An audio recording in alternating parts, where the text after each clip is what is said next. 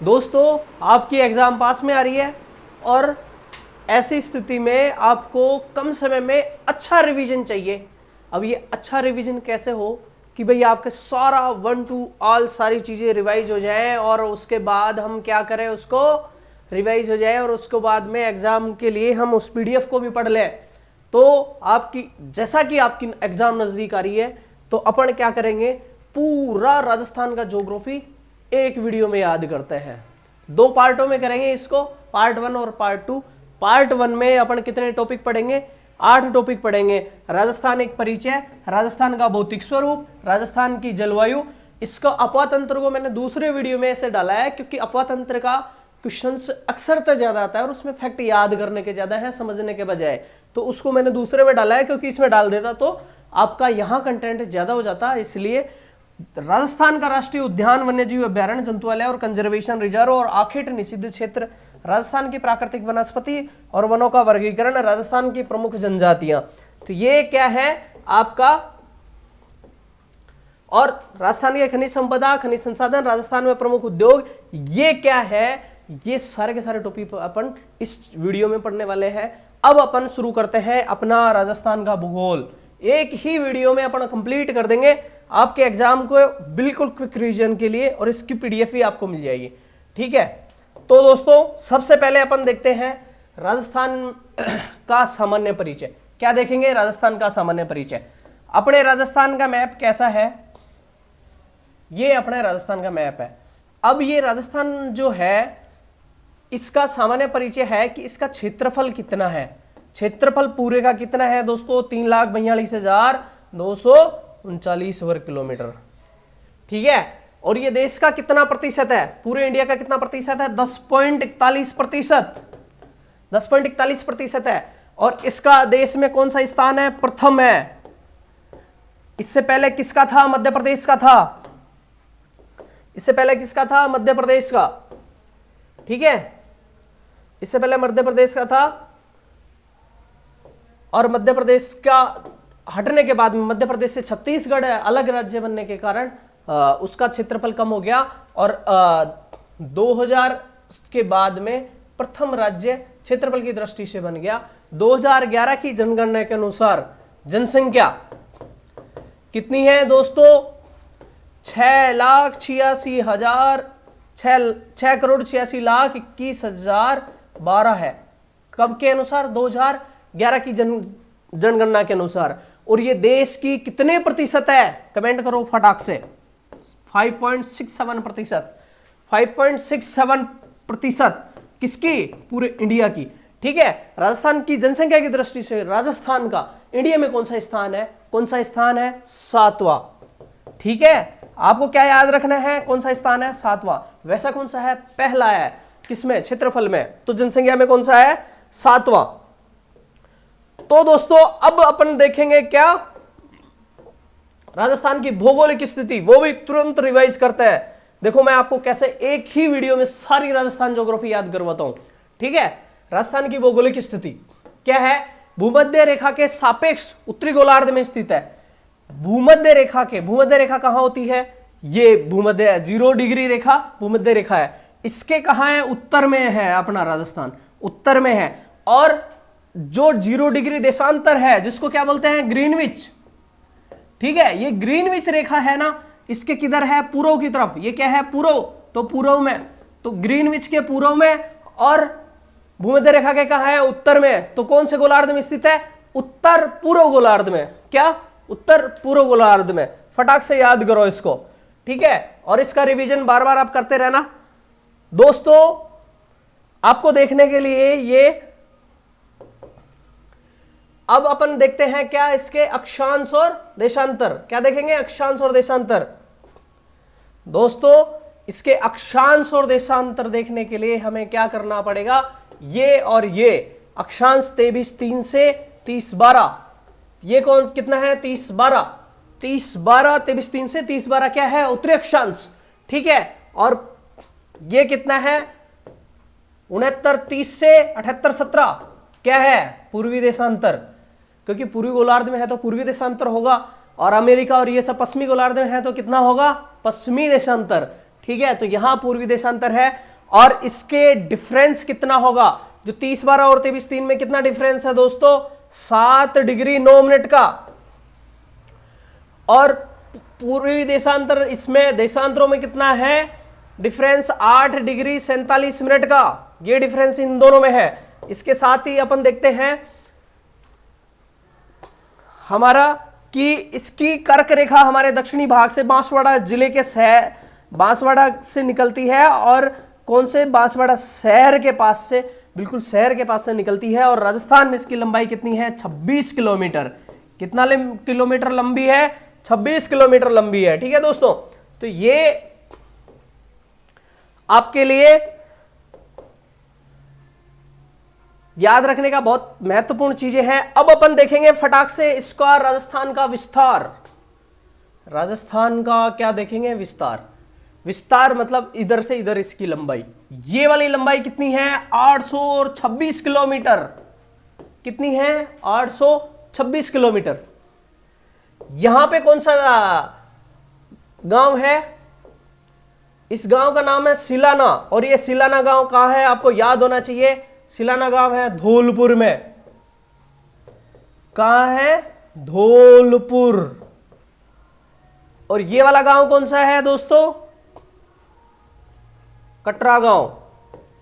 और जो कटरा गांव है ये कहां है, जैसलमेर। ठीक है, ये उत्तर और पूर्व में देखें तो ये वाली लंबाई कितनी है, नहीं ये वाली 869 ये वाली है ना, और ये 826 किलोमीटर है। जो उत्तर से दक्षिण वाली लंबाई है वो 826 किलोमीटर है दोस्तों। और ये वाला गंगानगर के पास कौन सा गांव है, कोणा गांव याद रखना है। और यहां बोरकुंड गांव याद रखना है। बोरकुंड गांव कौन सी तहसील है दोस्तों, कुशलगढ़। और कुशलगढ़ कौन सा जिले में है, कौन से जिले में आपको याद होना चाहिए, बांसवाड़ा। क्या क्या याद रखना है, कोणा गांव, गंगानगर, बोरकुंड कहां पर है, कुशलगढ़ तहसील, और कहां है, बांसवाड़ा में। इधर आपका सिलाना गांव कहां है, धौलपुर में, और इधर कटरा गांव जैसलमेर में। ये तुरंत आपको याद रखना है। ये वाली लंबाई कितनी है, 826 किलोमीटर, और ये वाली लंबाई कितनी है, 869 किलोमीटर। ये वाली लंबाई ज्यादा है तो ये ज्यादा याद रखनी है, और ये वाली कम है तो कम याद रखना है। 826 किलोमीटर और ये 869 किलोमीटर, इसमें कंफ्यूज हो जाता है, तो आप इसकी लंबाई के हिसाब से इसको अच्छे से याद रख सकते हैं। ठीक है दोस्तों, अब अपन आगे बढ़ते हैं। आगे देखते हैं इसकी अंतर्राष्ट्रीय और अंतर्राज्यीय सीमाएं के बारे में देखते हैं। अपना राजस्थान है, तो राजस्थान का जो ये क्षेत्रफल है, इसमें ये वाला पार्ट है ना, यहां से लेके यहां बाड़मेर तक, यहां पर क्या है, अंतर्राष्ट्रीय सीमा, यहां पर है अंतर्राष्ट्रीय सीमा। और इसकी कितनी लंबाई है, 1070 किलोमीटर है। कितनी है, 1070 किलोमीटर है। याद रख लो भाई, एग्जाम में पूछा जा सकता है। ठीक है, और बाकी कौन सी है, अंतर्राष्ट्रीय सीमा है, अंतर्राज्यीय सीमा है। ठीक है, पहले तो क्या है, टोटल 5290 किलोमीटर है। राजस्थान की कुल सीमा कितनी है, 5290 किलोमीटर, जिसमें अंतर्राष्ट्रीय सीमा कितनी है, 1070 किलोमीटर, और अंतर्राज्यीय सीमा कितनी है, 5290 में से निकाल के जो बची है वो कौन सी है, अंतर्राज्यीय सीमा है। ठीक है, अंतर्राज्यीय सीमा कितने राज्यों से मिलती है, 5 राज्यों से। कितने राज्यों से मिलती है, 5 राज्यों से। यहां पर कौन सा राज्य है, पंजाब। यहां पर कौन सा राज्य है, हरियाणा। यहां पर कौन सा राज्य है, यूपी। और यहां पर कौन सा है, मध्य प्रदेश। और यहां कौन सा है, गुजरात। और ये पाकिस्तान। ठीक है दोस्तों, तो ये आपकी जो अंतर्राज्यीय और अंतर्राष्ट्रीय सीमा है उसकी बात हो गई। अब इसके बाद आगे बढ़ते हैं, अरावली पर्वतमाला। क्या देखेंगे, अरावली पर्वतमाला। राजस्थान में मध्य से अरावली पर्वतमाला गुजरती है, जो राजस्थान को 2 हिस्सों में बांटती है। ठीक है दोस्तों, राजस्थान को 2 भागों में बांटती है। अरावली है जो 2 भागों में बांट देती है, ये इधर और इधर। ठीक है, इसकी सबसे बड़ी खासियत ये क्या है कि इधर वाला भाग है वो 67% होता है, और इधर वाला बचा हुआ भाग है। इसकी अरावली की लंबाई है 692 किलोमीटर कुल लंबाई। और इसके अलावा इसकी सबसे ऊंची चोटी कौन सी है, अरावली की सबसे ऊंची चोटी गुरु शिखर 1722 मीटर है और इस पर्वतमाला पर सबसे ज्यादा दुर्ग है। क्या है? दुर्ग। इसके अलावा इसके सामान्य परिचय की बात देख रहे हैं, अरावली पर्वतमाला को पर्वतमाला में अपन बाद में अच्छे से देखेंगे, तो आप यहां इसकी चिंता नहीं करें दोस्तों। अभी देखें ये क्या है, राजस्थान के प्राचीन नाम। ऋग्वेद में राजस्थान का नाम ब्रह्मवर्त लिखा गया था। क्या लिखा गया था? ब्रह्मवर्त। ठीक है। रामायण महर्षि वाल्मीकि द्वारा रचित रामायण में नामक ग्रंथ में राजस्थान के लिए मरुकांतर शब्द यूज किया गया था। क्या शब्द यूज किया गया था? मरुकांतर। ब्रह्मवर्त किसमें? ऋग्वेद में। रामायण में क्या? मरुकांतर। ठीक है, मरुकांतर शब्द यूज किया गया था। इसके बाद आगे बढ़ते हैं, क्या है नाम, आगे देखते हैं दोस्तों फटाक से। मुहूर्त नैन सिरी ख्यात, राजरूपक मुहूर्त नैन सिरी ख्यात और राजरूपक ग्रंथ में राजस्थान के लिए राजस्थान शब्द का प्रयोग किया गया है। ठीक है, मुहूर्त नैन सिरी ख्यात में तथा राजरूपक मुहूर्त नैन सिरी ख्यात व राजरूपक नामक ग्रंथ में राजस्थान के लिए राजस्थान शब्द यूज किया गया था। ठीक है, 25 मार्च 1948 को स्वतंत्र भारत के बाद पहली बार राजस्थान नामक शब्द का यूज किया गया। कब? 25 मार्च 1948 को। ठीक है, यह क्या था? राजस्थान के एकीकरण का दूसरा चरण था। ठीक है दोस्तों, 25 मार्च को कौन सा चरण था? राजस्थान के एकीकरण का दूसरा चरण था। 1948 की बात है दोस्तों, 1948 में दूसरा चरण था। 26 जनवरी 1950 को राजस्थान का विधिवत रूप से राजस्थान नाम एकीकरण के छठे चरण में 26 जनवरी 1950 को दिया गया। ठीक है, इसके बाद बसंतगढ़ शिलालेख में क्या था? बसंतगढ़ शिलालेख राजस्थान के सिरोही जिलों में स्थित है। कहां पर है? सिरोही में। और इस शिलालेख विक्रम संवत 682 का यह शिलालेख कुटिल लिपि और संस्कृत भाषा में लिखा गया है। बसंतगढ़ शिलालेख चावड़ा वंश के शासक वरमाल के समय का माना जाता है। बसंतगढ़ शिलालेख में राजस्थान के लिए सर्वप्रथम लिखित प्रमाण के रूप में राजस्थान शब्द मिला है। ठीक है, अब कर्क रेखा की स्थिति देखें। कर्क रेखा 23-23.5 डिग्री से निकलती है, आपको पता होना चाहिए। ये हमारा पृथ्वी है। अब अपन देखते हैं किसको? पृथ्वी को। ये पृथ्वी है और इस पृथ्वी में ये ऊपर का पार्ट जो है दोस्तों, ये क्या है? ये कर्क रेखा है। ठीक है, और कर्क रेखा कहां से गुजरती है दोस्तों? डूंगरपुर और बांसवाड़ा से निकलती है। ठीक है, बांसवाड़ा व डूंगरपुर से निकलती है। ठीक है, और कुशलगढ़ शहर है ना, वो सबसे नजदीक शहर है इसके। कुशलगढ़ शहर है ना, वो सबसे नजदीक बांसवाड़ा का है। इसकी राजस्थान में 26 किलोमीटर लंबाई है, आपको ये याद रखना है। इसके अलावा आपको और भी याद रखना है आकृति कैसी है राजस्थान की, वो देखते हैं दोस्तों। ये बहुत महत्वपूर्ण है आपके सभी एग्जामों के लिए, रिवाइज करने के लिए। बहुत कम समय में अच्छे से रिवाइज करने का रामबाण है ये। इसको याद करते जाओ बस, और फिर आपको पीडीएफ मिल जाएगी तो आप उस पीडीएफ को भी रिवाइज करते जाओ। उसके बाद में क्या है, एक तो इसकी राजस्थान की आकृति है, वो क्या है? एक तो ये क्या बन गया? विषम कोण चतुर्भुज। क्या क्या है ये? विषम कोण चतुर्भुज। विषम कोण चतुर्भुज को अंग्रेजी में रोम्बस कहते हैं दोस्तों। क्या बोलते हैं? रोम्बस। चतुष्कोणीय आकृति है दोस्तों, और ये टीएच हेडले ने बताया था। ठीक है, इसकी ऊपर से नीचे लंबाई 826 किलोमीटर है, पूर्व से पश्चिम लंबाई 869 किलोमीटर है। ये सीधा सट है दोस्तों, आपको ये सीधा सट याद रखना है। इसके बाद नेक्स्ट,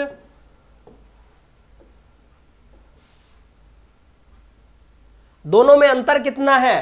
पूर्व और पश्चिम में अंतर कितना है? वो 43 किलोमीटर का है। अब इसकी स्थिति और विस्तार देखेंगे तो स्थिति और विस्तार की अगर बात करेंगे तो दोस्तों भारत में इसकी लोकेशन कहां है? भारत के मैप में इसकी लोकेशन देखेंगे तो ये हमारा प्यारा इंडिया है दोस्तों। क्या है? इंडिया। ठीक है, ये इंडिया है। तो हमारा राजस्थान कहाँ है? यहां पर है। ये हमारा पूरा राजस्थान है। तो राजस्थान में उत्तर और पश्चिम में है, ये आपको याद रखना है। अब ग्लोब में देखें तो ग्लोब में आपको मैंने पहले बता दिया है, तो उसको देख ले आप अच्छे से। इसके बाद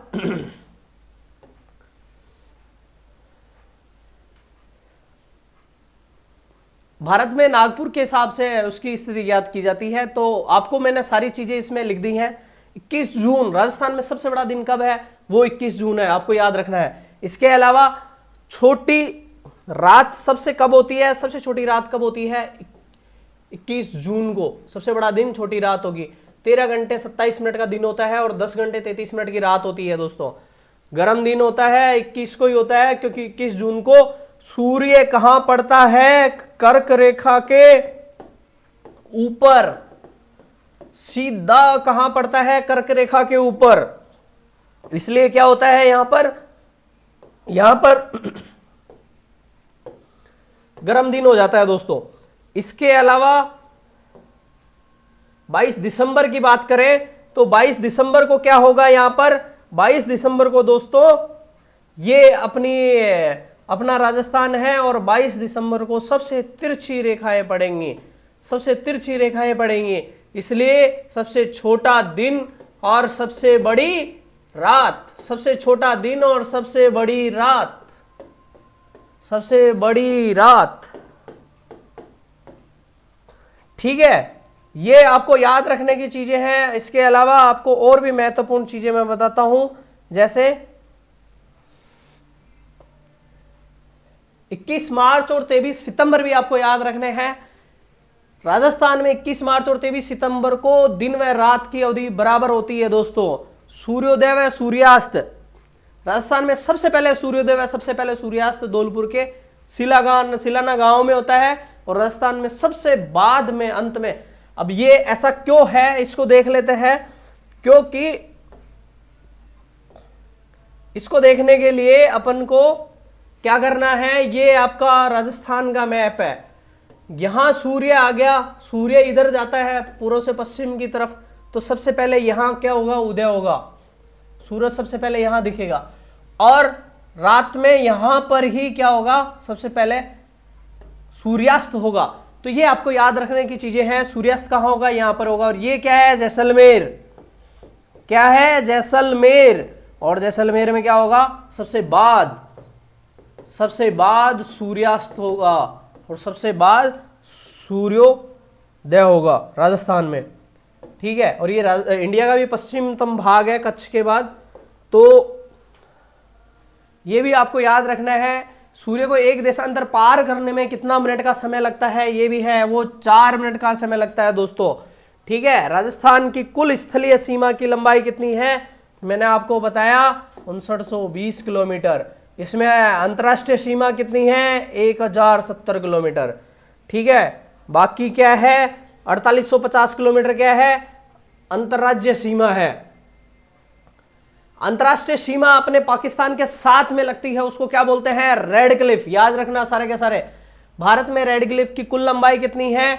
3310 किलोमीटर। 3310 किलोमीटर है। जम्मू कश्मीर, पंजाब, राजस्थान, गुजरात सभी में कितनी है? 3310 किलोमीटर लंबी है।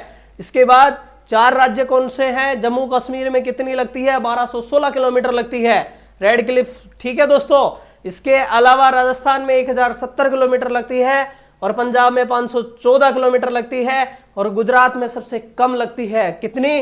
510 किलोमीटर। राजस्थान में रेड क्लिफ की लंबाई 1070 किलोमीटर है, और राजस्थान के 4 जिले हैं। जिलों की संख्या, नाम और उसके साथ कितनी सीमा लगती है वो भी बताता हूं। श्रीगंगानगर के साथ कितनी लगती है? 210 किलोमीटर। कितनी है? 210 किलोमीटर। बीकानेर के साथ कितनी लगती है? बीकानेर के साथ कितनी लगती है दोस्तों? 464 किलोमीटर। और उसके बाद बाड़मेर में 218 किलोमीटर, 228 किलोमीटर है। ठीक है, पाकिस्तान राजस्थान के साथ पश्चिम के 2 प्रांत लगते हैं। पाकिस्तान के कितने प्रांत लगते हैं दोस्तों? 2 प्रांत लगते हैं। अब मैं आपको इस मैप के माध्यम से बताता हूं। देखें मैप क्या है। ये तो आपका गंगानगर, ये क्या है गंगानगर, ये बीकानेर और ये जैसलमेर, ये बाड़मेर। ठीक है, गंगानगर के पीछे की जो भाग है ना, इसको बोलते हैं यहां पर पंजाब, ऊपर वाला भाग, और नीचे वाला भाग कौन सा है, सिंध प्रांत। ये राज्य हैं, किसके राज्य है ये राज्य हैं पाकिस्तान के, पंजाब और सिंध प्रांत की बात कर रहे हैं दोस्तों। ठीक है, 9 जिलों से सीमा लगती है। पाकिस्तान के कितने जिले हैं, पाकिस्तान के 9 जिले हैं मेरे दोस्तों, 9 जिले हैं।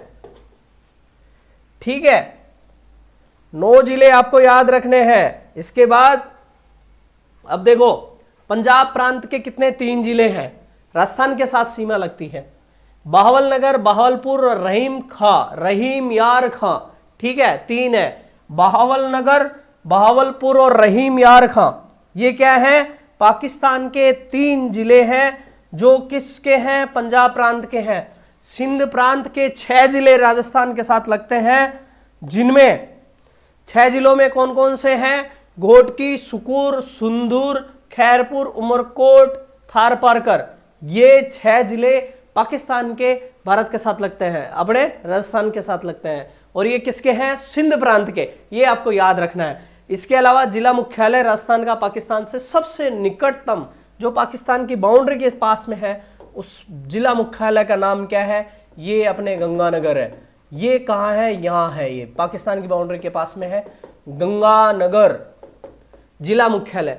ठीक है, और संभागीय मुख्यालय कौन सा है, बीकानेर। बीकानेर संभाग के हिसाब से देखें तो बीकानेर हो गया। ठीक है, अंतर्राज्यीय सीमा राजस्थान की 4850 है। 4850 में अपन देखते हैं किस राज्य के साथ में कितनी सीमा लगती है, वो देखते हैं। तो सबसे पहले आपका ऊपर से चलते हैं, ये आपका हो गया राजस्थान का मैप। किसका हो गया मैप, राजस्थान का मैप। ये वाला पार्ट है ना, इस पार्ट में क्या है, पंजाब। यहां पर क्या है, पंजाब, और पंजाब के कौन से जिले हैं, 2 जिले हैं। ठीक है, और ये वाला पार्ट क्या है, हरियाणा। ठीक है दोस्तों, हरियाणा है। और ये वाला पार्ट क्या है, यूपी। और ये वाला पार्ट क्या है, मध्य प्रदेश। और ये वाला पार्ट गुजरात है। अब अपन किलोमीटर में देखते हैं, पंजाब के साथ में 89 किलोमीटर है, हरियाणा के साथ 1262 किलोमीटर है, आपके यूपी के साथ 877 किलोमीटर है, मध्य प्रदेश के साथ 1600 है, ये सबसे ज़्यादा है, और पंजाब के साथ में सबसे कम है, गुजरात के साथ 1022 किलोमीटर है दोस्तों। सबसे ज़्यादा किसके साथ लगी है, मध्य प्रदेश के साथ। सबसे कम किसके साथ है, पंजाब के साथ। ठीक है, अब एक एक को देखते हैं कि कौन से जिले के साथ में, कौन से राज्य के साथ में कितने जिले लगे हुए हैं। आपका सबसे पहले क्या है, ये आपका पंजाब। पंजाब के साथ में कौन से जिले लगे हुए हैं, गंगानगर और हनुमानगढ़। हमारे गंगानगर और हनुमानगढ़ है, गंगानगर प्लस हनुमानगढ़। याद रखना है, आपके एग्जाम में पूछा जा सकता है, तो इसको अच्छे से याद कर लो। पीडीएफ में दे दूंगा, इसको रिवाइज करते रहना बार बार। ठीक है, पंजाब का हो गया। ठीक है, इसकी 89 किलोमीटर हो गई, और गंगानगर व हनुमानगढ़ 2 जिले हैं। ठीक है, पंजाब के भी 2 जिले हैं, क्या नाम है, फाजिल्का और मुक्तसर। फाजिल्का प्लस मुक्तसर कहां पर है, ये पंजाब के साथ सीमा बना रहे हैं। अब किसका देखेंगे, पंजाब का हो गया 2 जिले, 2 राजस्थान के और 2 हो गए हमारे पंजाब के। इसके बाद अपन देखेंगे हरियाणा का। ठीक है, हरियाणा का देखेंगे तो हरियाणा में अपने राजस्थान में कौन कौन से जिले लगेंगे। सबसे पहले हनुमानगढ़, सबसे बड़ी सीमा राजस्थान में लगेगी। उसके बाद चूरू, चूरू के बाद झुंझुनू, झुंझुनू के बाद में सीकर, सीकर के बाद में जयपुर, जयपुर थोड़ा सा ऊपर पार्ट कोतपुतली के पास में लगता है, और फिर उसके बाद अलवर, और अलवर के बाद भरतपुर। तो ये तो हो गए हमारे राजस्थान के जिले।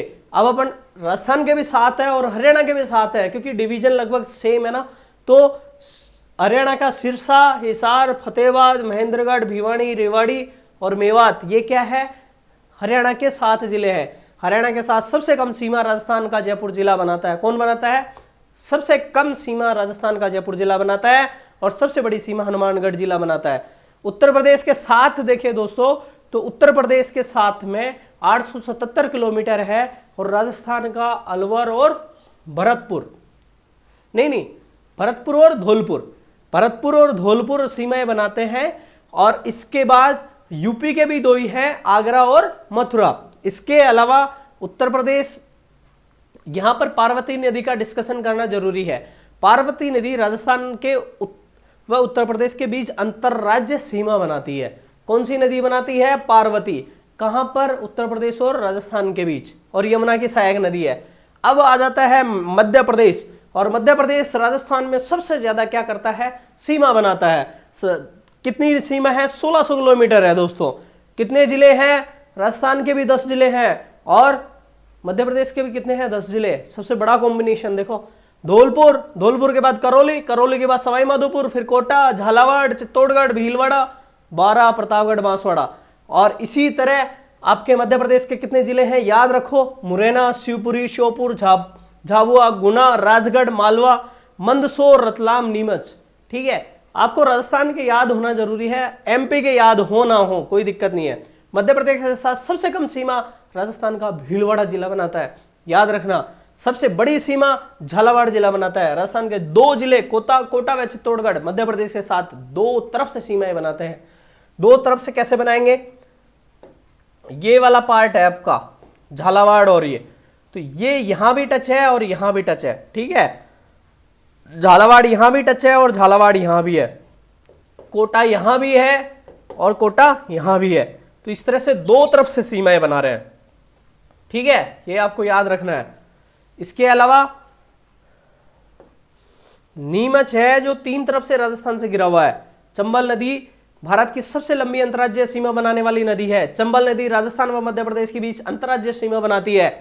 पार्वती नदी राजस्थान व मध्य प्रदेश के बीच अंतर्राज्यीय सीमा बनाती है। पार्वती नदी किसके बाद में? चंबल नदी राजस्थान और मध्य प्रदेश के बीच सीमा बनाती है, और पार्वती ये भी मध्य प्रदेश और राजस्थान के बीच सीमा बनाती है। ठीक है, गुजरात राजस्थान के अंतर्राज्यीय सीमा की दिशा में दक्षिण दिशा में लगती है, क्योंकि दक्षिण में है। कितना किलोमीटर है? 1022 किलोमीटर है। सीधा सीधा याद रखना है। ठीक है, कितने जिले हैं? 6 गुजरात के और 6 राजस्थान के। 2 जिले पंजाब के, 2 जिले राजस्थान के, 7 जिले हरियाणा के, 7 जिले राजस्थान के, 2 जिले उत्तर प्रदेश के, 2 जिले राजस्थान के। इसके अलावा 10 जिले मध्य प्रदेश के और 10 जिले ही राजस्थान के। ठीक है, ऐसे ही राजस्थान के 6 जिले और गुजरात के भी 6 जिले। ठीक है, बांसवाड़ा, डूंगरपुर, उदयपुर, सिरोही, जालोर, बाड़मेर। क्रम से देखें, दक्षिण में बांसवाड़ा, उसके बाद डूंगरपुर, उदयपुर, सिरोही, जालोर और बाड़मेर। ऐसे ही आपका गुजरात के जिले हैं। याद नहीं हो कोई दिक्कत नहीं, दिमाग में होना चाहिए कौन सा जिला, ऐसा पूछा जाएगा कौन सा जिला सीमा नहीं बनाता है, किसके साथ? राजस्थान के साथ। इनमें से 3 होंगे और एक ऐसा होगा जो इनमें नहीं है। नाम याद होना चाहिए, कच्छ, बनासकांठा, साबरकांठा, दाहोद, अरावली, माहीसागर। ये 3 जिले हैं, 6 जिले हैं। गुजरात के साथ कम सीमा बनाने वाला बाड़मेर जिला बनाता है। सबसे बड़ी सीमा उदयपुर जिला बनाता है। किसके साथ? गुजरात के साथ। ठीक है, राजस्थान के कुल 4 जिले ऐसे हैं जो 2 राज्यों के साथ अंतर्राज्यीय सीमा बनाते हैं। आपको दिमाग में होना चाहिए 2 राज्यों के साथ में सीमा बनाते हैं। 4 जिले हैं। हनुमानगढ़ एक तो बनाता है पंजाब के साथ और दूसरा पार्ट बनाता है हरियाणा के साथ। इसके बाद धौलपुर उत्तर प्रदेश और मध्य प्रदेश के साथ बनाता है। इससे पहले भरतपुर उत्तर प्रदेश और हरियाणा के साथ सीमा बनाता है, और दक्षिण में बांसवाड़ा मध्य प्रदेश और गुजरात के साथ, क्योंकि दोनों से राज्यों से टच है। ऐसा तो डिसाइड किया नहीं कि जिले की भी सीमा हो, वहीं पे उस राज्य की सीमा खत्म हो, वहीं पे राजस्थान की सीमा खत्म हो, वहीं पे गुजरात की सीमा खत्म हो। इसलिए ये याद रखना क्या है? हनुमानगढ़ पंजाब और हरियाणा के साथ सीमा बनाता है। भरतपुर हरियाणा और उत्तर प्रदेश के साथ सीमा बनाता है। धौलपुर उत्तर प्रदेश और मध्य प्रदेश के साथ सीमा बनाता है, और बांसवाड़ा मध्य प्रदेश व गुजरात के साथ सीमा बनाता है। ठीक है दोस्तों, अब अपन देखेंगे कि इस गंगानगर व बाड़मेर, राजस्थान के गंगानगर और बाड़मेर दो मात्र ऐसे जिले जो अंतर्राज्यीय और अंतर्राष्ट्रीय सीमा बनाते हैं, क्योंकि गंगानगर ऊपर है, राज्य की साथ भी टच है और अंतर्राष्ट्रीय सीमा पाकिस्तान के साथ भी टच है। सेम स्थिति हमारे कहां हो रही है? बाड़मेर में। बाड़मेर पाकिस्तान के साथ में भी सीमा बना रहा है और गुजरात के साथ भी सीमा बना रहा है। ऐसे अपन देखेंगे झालावाड़। झालावाड़ क्या है? अंतर्राज्यीय सीमा सबसे बड़ी है। क्या है कि उसकी स्थिति ऐसे है, कटी-फटी स्थिति है, तो वो टेढ़ा मेढ़ा होने की वजह से तो झालावाड़ मध्य प्रदेश के साथ 560 किलोमीटर लंबी सीमा बनाता है। छोटा सा जिला है, 560 किलोमीटर लंबी सीमा बनाता है। ठीक है। बाड़मेर, राजस्थान का बाड़मेर जिला सबसे कम अंतर्राज्यीय सीमा बनाता है, गुजरात के साथ मात्र 14 किलोमीटर लंबा है, मात्र 14 किलोमीटर लंबा है। ठीक है। इसके बाद भीलवाड़ा क्या है? राजस्थान का भीलवाड़ा जिला दूसरा सबसे कम अंतर्राज्यीय सीमा बनाता है। ठीक है। अंतर्राज्यीय सीमा सबसे कम दूसरा बनाता है। ठीक है। 16 किलोमीटर है। 14 किलोमीटर किसकी थी? बाड़मेर की। उसके बाद किसकी आ गई? भीलवाड़ा की। राजस्थान के आंतरिक जिले, अब ये याद रखना है, आंतरिक जिले मतलब जिसकी कोई सीमा ना तो अंतर्राष्ट्रीय है ना ही राज्य है। ये रिवीजन किया जा रहा है, फास्ट रिवीजन ऐसे ही होता है। ठीक है। बेस्ट वे है ये रिवीजन का। अब दोस्तों क्या है? राजस्थान के वे जिले जिनके साथ किसी ना किसी देश की या राज्य की सीमा नहीं लगती ही। कितने जिले हैं? कुल 8। कितने जिले हैं? कुल 8 जिले हैं, याद रखना है। जोधपुर, जोधपुर के नीचे नागौर, नागौर के साथ 7 जिलों की सीमा लगती है। पाली, पाली के साथ 8 जिलों की सीमा लगती है। सबसे ज्यादा जिलों की सीमा किस जिले के साथ लगती है? पाली के साथ 8 जिलों की सीमा लगती है। ठीक है। ठीक है दोस्तों। अजमेर राज्य के साथ 6 जिलों की सीमा लगती है। राजसमंद, बूंदी, टोंक और दौसा ये स्थलबद्ध है। स्थलबद्ध देश भी पढ़े होंगे आपने, जैसे नेपाल है, उसकी सीमा किसी समुद्र के साथ नहीं टच है, उसको स्थलबद्ध देश बोलते हैं। ऐसे ही हमारे जो आंतरिक जिले हैं उनको राजस्थान में कितनी संख्या है? 8। सबसे पहले अपना क्या है? जोधपुर, जोधपुर के बाद नागौर, नागौर के नीचे क्या है? पाली, पाली से ऊपर आ जाएंगे अजमेर आ जाएगा, पाली के पास में राजसमंद है, बूंदी, और बूंदी के पास में ऊपर सवाईमाधोपुर के पास टोंक, और अपना जयपुर अलवर दौसा के पास में दौसा है। तो ये 8 जिले हैं जो क्या है? स्थलबद्ध हैं, इनकी कोई अंतर्राष्ट्रीय अंतर्राज्यीय सीमा नहीं लगती। तेजी से याद करो, रिवीजन करने के लिए पीडीएफ मिल जाएगी दोस्तों, और जो आप पीडीएफ देख रहे हैं उससे फटाक से रिवीजन भी कर सकते हैं। सारा कंटेंट एक ही वीडियो में समा जाएगा आपका, और पीडीएफ भी बहुत कंसाइज है। राजस्थान का नवीनतम जिले कौन कौन से हैं? अजमेर, धौलपुर, बारां, दौसा, राजसमंद, हनुमानगढ़, करौली, प्रतापगढ़। ठीक है दोस्तों, ये 8 जिले नए हैं। अजमेर, राजस्थान का अजमेर जिला 1 नवंबर 1956 को गठन किया गया। राजस्थान में अजमेर जिले के गठन के बाद अजमेर राजस्थान का 26वां जिला बनाया गया। ठीक है। धौलपुर कब बनाया गया? 1982 में, 27वां जिला। 28वां किसको बनाया गया? 12 को। ठीक है दोस्तों, 28वां जिला बनाया गया। इसके बाद दौसा, राजस्थान के दौसा जिलों को 10 अप्रैल 1991 को कौन सा जिला बनाया गया? 29वां। और उसके बाद में राजसमंद। अब ये इंपॉर्टेंट आगे जो आपको याद रखने हैं, राजसमंद 10 अप्रैल 1991 को 30वां जिला बना, और हनुमानगढ़ 12 जुलाई 1994 को कौन सा जिला बना? 31वां जिला। करौली 12 जुलाई 1997 को 32वां जिला बना दोस्तों। प्रतापगढ़ 26 जुलाई 2008 को वसुंधरा राज्य द्वारा क्या बना था? 33वां जिला बना। ठीक है। सबसे नवीनतम है, आपको कम से कम ये लास्ट के 2 तो याद होने चाहिए। प्रतापगढ़ है, प्रतापगढ़ से पहले क्या बना था? करौली। एटलीस्ट 2 तो याद होने चाहिए। आप पीडीएफ में जाके बार बार रिवाइज करो, पीडीएफ आपको मिल जाएगी। अगर ऐप में देख रहे हैं तो ऐप में मिल जाएगी, अगर यूट्यूब पे देख रहे हैं तो डिस्क्रिप्शन बॉक्स से देख सकते हैं। ठीक है दोस्तों। राजस्थान का कुल क्षेत्रफल मैंने बताया था। ये बार बार मैंने इसको इसलिए किया क्योंकि इन चीजों के क्वेश्चन ना आपको आने चाहिए हर हाल में। इसका क्षेत्रफल कितना है वर्ग मील में? 1,32,147 किलोमीटर। ठीक है। भारत का कुल क्षेत्रफल कितना है? 32,87,263 वर्ग किलोमीटर। भारत का विश्व का कुल क्षेत्रफल कितना है? कितना भाग है? 2.42%। याद होना चाहिए सबको। 128 देशों से बड़ा है। राजस्थान ब्रिटेन के क्षेत्रफल से कितना है? कितना है? 1.5 गुना बड़ा है। राजस्थान श्रीलंका से 5 गुना बड़ा है। राजस्थान नेपाल से 2.5 गुना बड़ा है। इजराइल से कितना है? 17 गुना बड़ा है। इजराइल जैसे 17 देश बन सकते हैं अपने राजस्थान में। चेकोस्लोवाकिया से 3 गुना है। राजस्थान जर्मनी जापान के क्षेत्रफल के लगभग बराबर है। जर्मनी और जापान का क्षेत्रफल टोटल है ना हमारे राजस्थान का है, और बहुत सारे देश हैं जो हमारे राजस्थान के बराबर के नहीं है। और ये इन फ्यूचर राजस्थान की शक्ति बताता है कितना पावरफुल है हमारा इंडिया और हमारा राजस्थान। दुनिया के सामने सबसे पावरफुल कंट्रियों में नाम होगा। अब दोस्तों क्या है, जैसलमेर सबसे बड़ा जिला कौन सा है? जैसलमेर है। उसके बाद बीकानेर, बाड़मेर, जोधपुर, नागौर। ये वर्ग किलोमीटर के हिसाब से सबसे बड़े जिलों का 5 का आपको याद रखना है। इसका क्षेत्रफल आपको याद रखने की जरूरत नहीं है, देख लेंगे तो एग्जाम में आएगा तो क्लिक कर जाएगा। राजस्थान के क्षेत्रफल की दृष्टि से छोटे जिले कितने हैं? 6 जिले याद रख लेते हैं। सीक्वेंस नहीं पूछेगा, आपको याद होना चाहिए। धौलपुर, दौसा, एटलीस्ट वो मैच करने के लिए पूछ देगा, पहला, दूसरा, तीसरा, चौथा मैच कर दो किस किस के साथ है, ऐसा अक्सर तक पूछा जा सकता है। डूंगरपुर, राजसमंद, प्रतापगढ़, सवाई माधोपुर। आपको 3 याद हो गए तो आपके सारे क्वेश्चन याद हो जाएंगे। धौलपुर, दौसा और डूंगरपुर 3 सबसे छोटा जिले हैं। ठीक है दोस्तों, भारत के क्षेत्रफल की दृष्टि से 3 बड़े जिले कौन से हैं?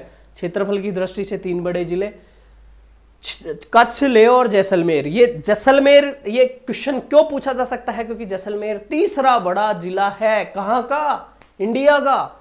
आपको याद रखना है, माही क्षेत्रफल की दृष्टि से सबसे छोटा जिला पांडिचेरी का माही जिला है, जिसका कुल क्षेत्रफल 9 किलोमीटर ही है। 3 किलोमीटर ऐसे और 3 किलोमीटर ऐसे। वो पूरा जिला 9 किलोमीटर है। माही या माहे भी बोलते हैं जिसको। पांडिचेरी का दूसरा भाग जो ऊपर है, कहां? चेन्नई के ऊपर है। ठीक है दोस्तों, ये भारत के क्षेत्रफल की दृष्टि से 3 बड़े राज्य कौन से हैं? राजस्थान, मध्य प्रदेश और महाराष्ट्र 3 बड़े राज्य हैं। ठीक है, भारत के क्षेत्रफल की दृष्टि से 2 छोटे राज्य कौन से हैं? गोवा और सिक्किम। राजस्थान के अंतिम स्थान, उत्तर कोणागांव, श्रीगंगानगर, दक्षिण बोरकुंडा गांव, कुशलगढ़ तहसील बांसवाड़ा, पूर्व सिलाना गांव, राजखेड़ा तहसील धौलपुर, पश्चिम कटरा गांव, सम तहसील जैसलमेर। ठीक है, तो ये आपके जो सामान्य परिचय वाला पार्ट है। अब इसी वीडियो में नेक्स्ट देखेंगे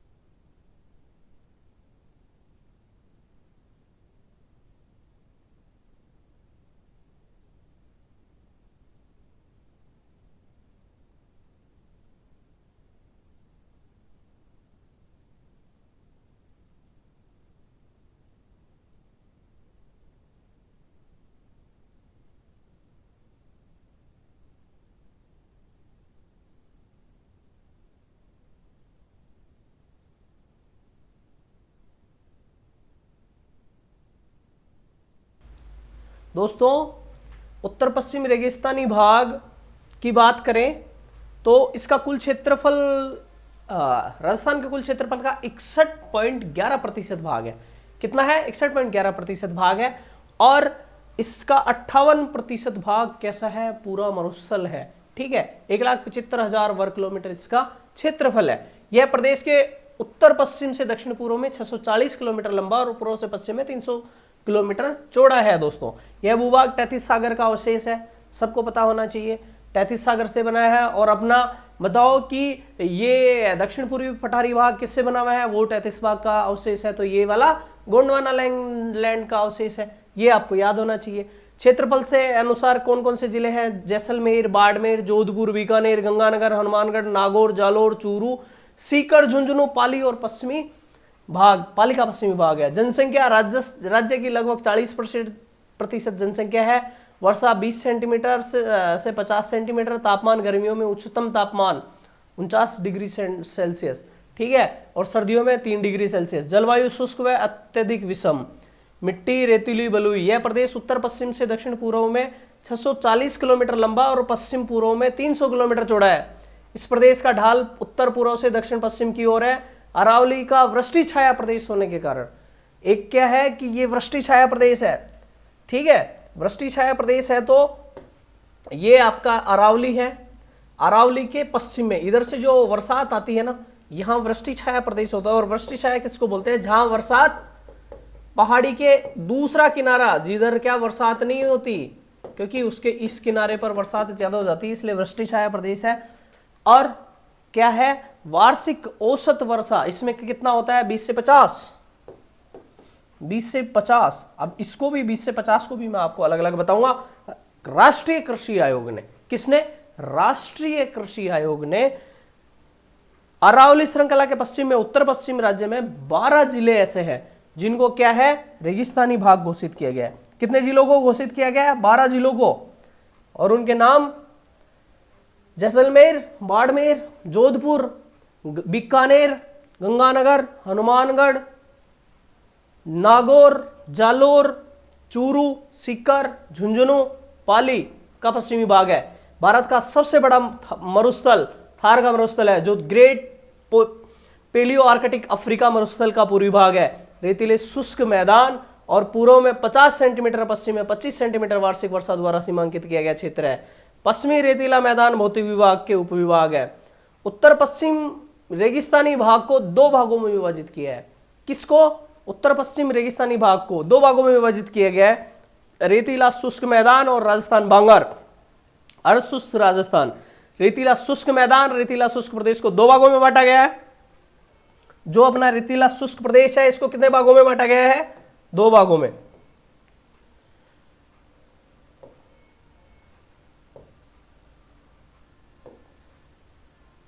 पश्चिमी इसको 2 भागों में बांटा गया है। अपना राजस्थान का मैप है, इसमें जो पश्चिम का पार्ट है, कौन सा? ये बिल्कुल कोर पश्चिम का भाग है, इसको तो रेतीला शुष्क मैदान कहा गया है।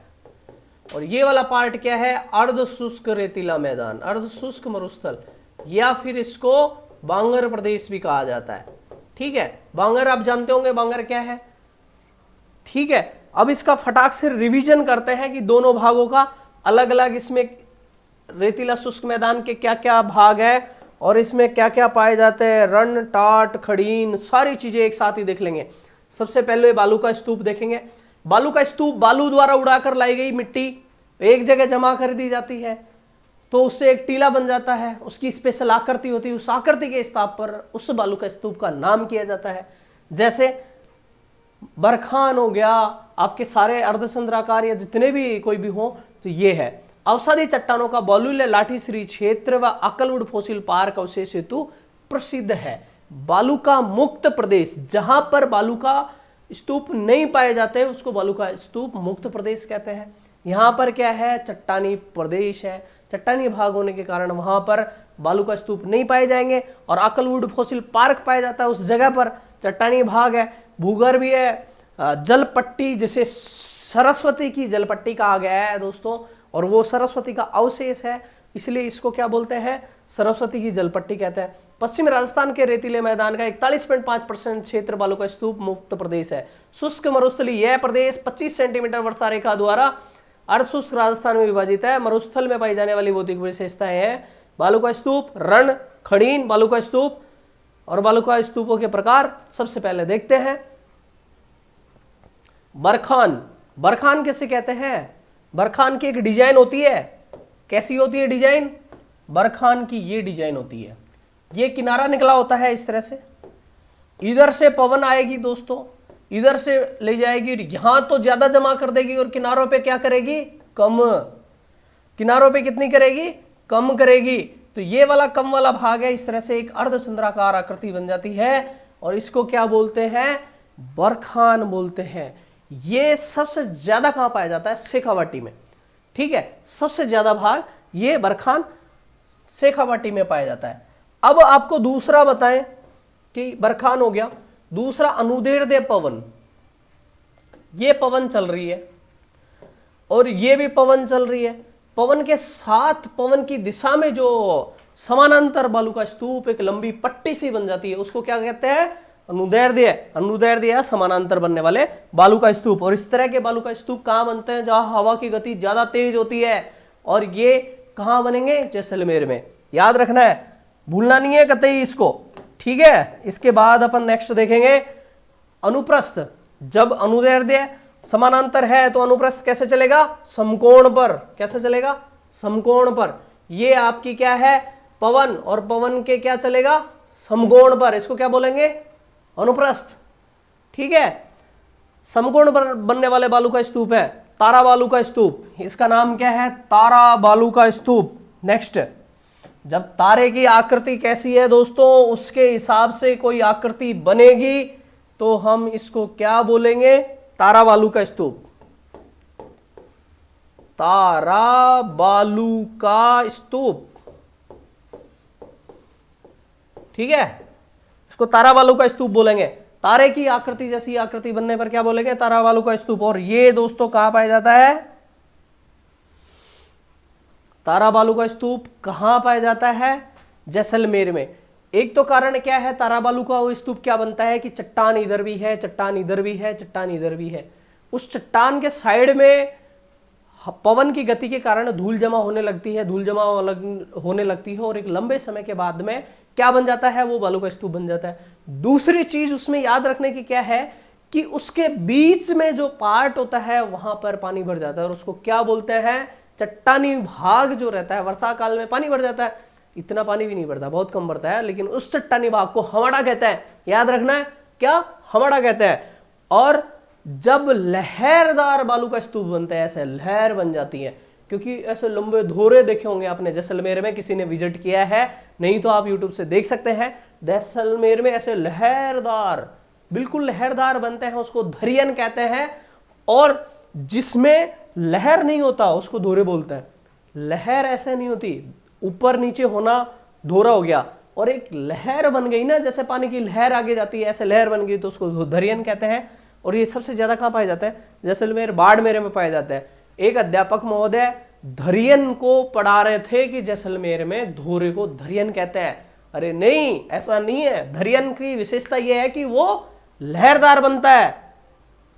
धोरे रेगिस्तान में रेत के बड़े बड़े टीले हैं जिनकी आकृति लहरदार होती है, उसे धोरे कहते हैं। ठीक है दोस्तों, और ऐसे लहरदार होते हैं जैसलमेर में धरियन होते हैं। ठीक है, लहरदार को कहते हैं धरियन, उसमें अलग लहर बन जाती है। धरियन का मतलब होता है, मैं आपको अलग से डिफाइन करके समझा देता हूं, आपको कंफ्यूज नहीं रहे। इस तरह की बन जाती है उसमें, इसको क्या बोलेंगे? धरियन। और इसको क्या बोलेंगे? धोरे। सीधा एक बन गया तो धोरे, और लहरदार तिरछा तिरछा बना तो धरियन। ठीक है, रन क्या है? मरुस्थल में बालू के स्तूपों के बीच स्थित निम्न भूमि को वर्षा जल भर जाने से क्या होता है? मरुस्थल का बीच का भाग है और कुछ चट्टानी भाग है, वहां पर बीच में पानी भर गया, उसको क्या बोलेंगे? रन बोलेंगे। रन और टाट भी कहते हैं। कनोड़, बरमसर, भाकरी, पोकरण, जैसलमेर, लावा, बाप, जोधपुर, धोब प्रमुख रण क्षेत्र हैं, आपको याद रखने हैं मेरे प्यारे दोस्तों। इसके बाद खड़ीन, मरुभूमि में रेत के ऊंचे ऊंचे टेलों के समीप कुछ स्थानों पर नीचे गहरे बाग बन जाते हैं जिसमें बारीक कणों वाली मटियार मिट्टी का जमाव हो जाता है, जिसे खड़ीन कहा जाता है। इस मटियार मिट्टी को क्या कहा जाता है? जमाव हो जाता है, उसको क्या कहा जाता है? खड़ीन। राजस्थान बांगर, अर्ध शुष्क राजस्थान, राजस्थान बांगर को भी 4 लघु प्रदेशों में बांटा गया है। घग्गर क्षेत्र हनुमानगढ़ गंगानगर का क्षेत्र है। घग्गर नदी में पाट को नाली कहते हैं। आंतरिक जलवाह प्रवाह क्षेत्र, जहां पर आंतरिक जलवाह प्रवाह वाली क्षेत्र वाली नदियां पाई जाती हैं, उसको आंतरिक जल प्रवाह क्षेत्र कहते हैं। शेखावाटी क्षेत्र, सीकर, चूरू, झुंझुनू, उत्तरी नागौर। जोहड़ किसे कहते हैं? जोहड़ किसे? शेखावाटी में कुओं को स्थानीय भाषा में जोहड़ कहते हैं। बरखान बालुका स्तूप की अधिकता है। नागौरी उच्च भूमि, उच्च प्रदेश। राजस्थान के दक्षिण पूर्व में अति आर्द्र लूनी बेसिन, उत्तर पूर्व में शेखावाटी शुष्क अंतर्वर्ती मैदान के बीच के प्रदेश को नागौर उच्च भूमि में जाना जाता है। गोंडवाना या लूनी बेसिन प्रदेश, लूनी उसकी सहायक नदियां प्रवाह क्षेत्र है। ठीक है। गोडवाड़ प्रदेश जो अपना क्या है, जो अपना अर्ध शुष्क भाग है उसके भाग बता रहे हैं। सबसे ऊपर हो गया घग्गर नाली वाला भाग, उसके नीचे आपको मैं मैप से बता देता हूं। जैसे एक मैप से आपको सारा अर्ध शुष्क भाग अच्छे से याद हो जाएगा। ठीक है, कैसे याद होगा अभी बताता हूं। ये वाला पार्ट है, ऊपर वाला तो क्या है? घग्गर वाला भाग। ठीक है, ये क्या है? शेखावाटी उच्च भूमि। ये क्या है? शेखावाटी प्रदेश। और ये क्या है? नागौर उच्च भूमि, नागौर उच्च भूमि। और ये गोडवाड़ बेसिन। जो गोडवाड़ बेसिन है उसमें लूनी नदी का अपवाह क्षेत्र है, इसलिए उसका गोडवाड़ प्रदेश नाम है। ठीक है। गोडवाड़ी भाषा बोली जाती है वहां पर। गोडवाड़ इसलिए नाम है कि गोडवाड़ी भाषा बोली जाती है। तो मैंने आपको जो महत्वपूर्ण चीजें हैं ना इससे रिलेटेड, सारी मैंने इसमें लिख दी हैं दोस्तों। नागौर उच्च भूमि क्या है? राजस्थान के दक्षिण पूर्व में अति आर्द्र लूनी बेसिन व उत्तर पूर्व में शेखावाटी शुष्क अंतर्वर्ती मैदान के बीच का भाग नागौर उच्च भूमि के नाम से जाना जाता है। गोडवाड़ या लूनी बेसिन प्रदेश, लूनी व उसकी सहायक नदियों का प्रवाह क्षेत्र है। जालोर, पाली, सिरोही, दक्षिण पूर्वी बाड़मेर, सांबर, डींडवाड़ा, पचभद्रा इत्यादि के खारे पानी की झीलें तैतीस सागर का अवशेष है। सर्वाधिक खारे पानी की झीलें नागौर उच्च प्रदेश में पाई जाती हैं। ठीक है, तैतीस सागर के अवशेष है, तैतीस सागर के अवशेष है खारे पानी की झीलें। ठीक है। पीवड़ा, पीवड़ा एक सांप की प्रजाति है। उसमें बताया जाता है कि क्या होता है कि चारपाई के नीचे अगर कोई आदमी सो रहा है, उसके नीचे से सांप निकल गया तो वो आदमी मर जाता था। अब वो बता रहे हैं कि भाई साहब रात में आया सांप और उसकी सांस से पी गया, इसलिए उसको पीवड़ा नाम पड़ गया। इसकी एक प्रजाति होती है, ये अलग ही आपको देखने को मिलेगा। यूट्यूब पे आप इसका वीडियो देख सकते हैं कि पीवड़ा सांप किस तरह का होता है। विषैला सर्प पाया जाता है। चांदन नलकूप, जैसलमेर, थार का मीठे पानी का घड़ा बोलते हैं। चांदन नलकूप है जैसलमेर में, ऐसी जगह है जहां पर क्या है, एक नलकूप है और उस मतलब एक जगह है जहां पर आपको पानी का स्तर काफी ऊंचा है, उसको चांदन नलकूप बोलते हैं। थार का घड़ा भी बोलते हैं। थार मरुस्थल में इस तरह का पानी मिलना थार का घड़ा है। विशेष तथ्य मरुस्थल के प्रकार क्या है? इर्ग, इर्ग क्या होता है? रेतीला मरुस्थल होता है। हमाडा क्या है? पथरीला मरुस्थल होता है। मैंने बताया कि तारानुमा आकृति है। कैसी है? तारानुमा आकृति है और उसके बीच में क्या पाया जाता है? चट्टानी भाग। ये आपका धोरा बना हुआ है। क्या बना है? बालू का स्तूप। अब ये तो बालू का स्तूप तो इधर से जमा हुआ है, इसके बीच का भाग क्या है? ये वाला भाग क्या है? चट्टानी भाग। इस चट्टानी भाग को क्या बोलते हैं दोस्तों? हमाडा। क्या बोलते हैं इसको? हमाडा बोलते हैं। ठीक है। इसके बाद रेग मिश्रित मरुस्थल, राजस्थान का एकमात्र जीवाश्म पार्क अक्कलगांव जैसलमेर है। उत्तर पश्चिम मरुस्थली भाग अरावली का वृष्टि छाया प्रदेश होने के कारण दक्षिण पश्चिम मानसून व बंगाल की खाड़ी का मानसून वर्षा नहीं करता है, इसलिए इस क्षेत्र में औसत 20 से 50 सेंटीमीटर बरसात होती है। समझ गए? अब आगे चलते हैं फटाक से, बिना देरी करे, एग्जाम आपका पास में है। उदयपुर जिले के उत्तरी भाग, उदयपुर का ऊपरी भाग अरावली श्रेणी के पश्चिम उप पर्वतीय खंड द्वारा और इसके परे 50 सेंटीमीटर समवर्षा रेखा महान भारतीय जल विभाजक रेखा है। क्या है? इसको फटाक से देखते हैं। जो आपका अरावली है प्यारे दोस्तों, ये क्या है? अरावली। अरावली राजस्थान का ही नहीं है, राजस्थान का ही नहीं है, भारत का भारत का महान जल विभाजक है। अरावली के पूर्वी भाग की नदियां कहां जाकर गिरती हैं? बंगाल की खाड़ी में। पश्चिम भाग की नदियां कहां जाकर गिरती हैं? अरब सागर में। आपको ये चीजें बहुत अच्छे से याद होनी चाहिए। क्या होनी चाहिए? याद होनी चाहिए। इसके बाद प्यारे दोस्तों आगे बढ़ते हैं। वायु द्वारा सर्वाधिक अपरदन पश्चिमी राजस्थान में होता है। विश्व का सर्वाधिक जनसंख्या वाला मरुस्थल अपना थार मरुस्थल है। सेवण घास, सेवण घास सबने पढ़ी होगी। इसका वैज्ञानिक नाम क्या है? इसका नाम है लसीयूरस सिडिकुम। ठीक है। सेवण घास का उत्पादन कहाँ होता है? हमारे पश्चिमी मरुस्थल में। शुष्क मैदान और अर्ध शुष्क मैदान को 25 सेंटीमीटर समवर्षा रेखा विभाजित करती है। दोनों को 0 से 25 कहाँ होती है? पश्चिमी रेतीला मैदान में। और अर्ध शुष्क में 25 से 50, दोनों को विभाजित कौन सी करती है? ये रेखा विभाजित करती है 25 सेंटीमीटर समवर्षा रेखा। रेतीले सतहों पर बाहर निकली प्राचीन चट्टानों को मरुस्थलीय प्रदेश भारत के प्रायद्वीपीय खंड का पश्चिमी विस्तार प्रतीत होता है। ठीक है। अब बात करते हैं दूसरा खंड, महत्वपूर्ण। पश्चिमी वाला पार्ट अपना पूरा हो गया। अपन ने बालू का स्तूप देख लिया, सारा देख लिया। अब अपन बात करेंगे किसकी? अरावली की। अरावली की क्या बात करेंगे प्यारे दोस्तों? ये आपका अरावली है। ठीक है। क्या है? अरावली। इस अरावली वाले पार्ट में कितना भाग आता है? 9.3% राजस्थान का। ठीक है। 9.3% राजस्थान का भाग आता है। ये आपको याद रखना है। नेक्स्ट,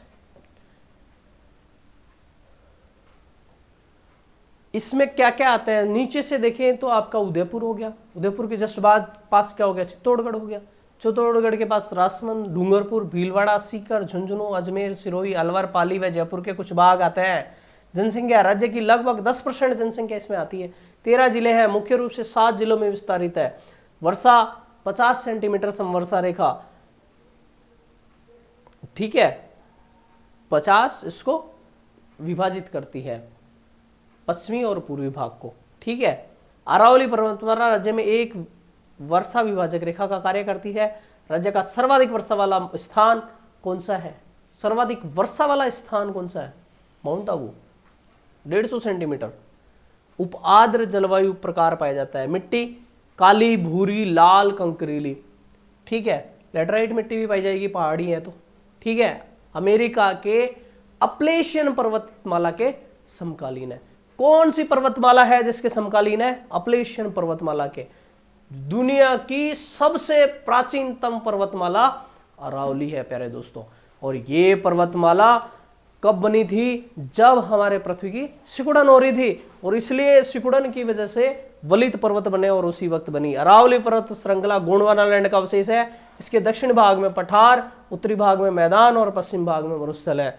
अरावली पर्वत श्रेणी राजस्थान को 2 भागों में बांटती है। पूर्वी भाग मैदानी भाग, पश्चिमी भाग मरुस्थली भाग। 2 भागों में बांट दी। और इधर वाला पार्ट अलग, इधर वाला पार्ट अलग। इधर पूरा रेगिस्तान ही रेगिस्तान और इधर खेती और सारा आर्द्र जलवायु क्षेत्र पाया जाता है। वलित पर्वतमाला है। निर्माण कब हुआ? आपको याद होना चाहिए। इसका निर्माण कैम्ब्रियन युग में हुआ था दोस्तों। रेगिस्तान का मार्च आपको याद होना चाहिए। हमारे पश्चिमी राजस्थान में दक्षिण बाड़मेर से लेके ये अरावली पर्वतमाला की वजह से पूर्व की तरफ तो आ नहीं पा रहा, क्योंकि ऊंचे ऊंचे पहाड़ है। और ये मार्च कर रहा है हरियाणा की तरफ। रेगिस्तान कहाँ बढ़ रहा है? हरियाणा की तरफ। हरियाणा में रेगिस्तान बढ़ रहा है दोस्तों।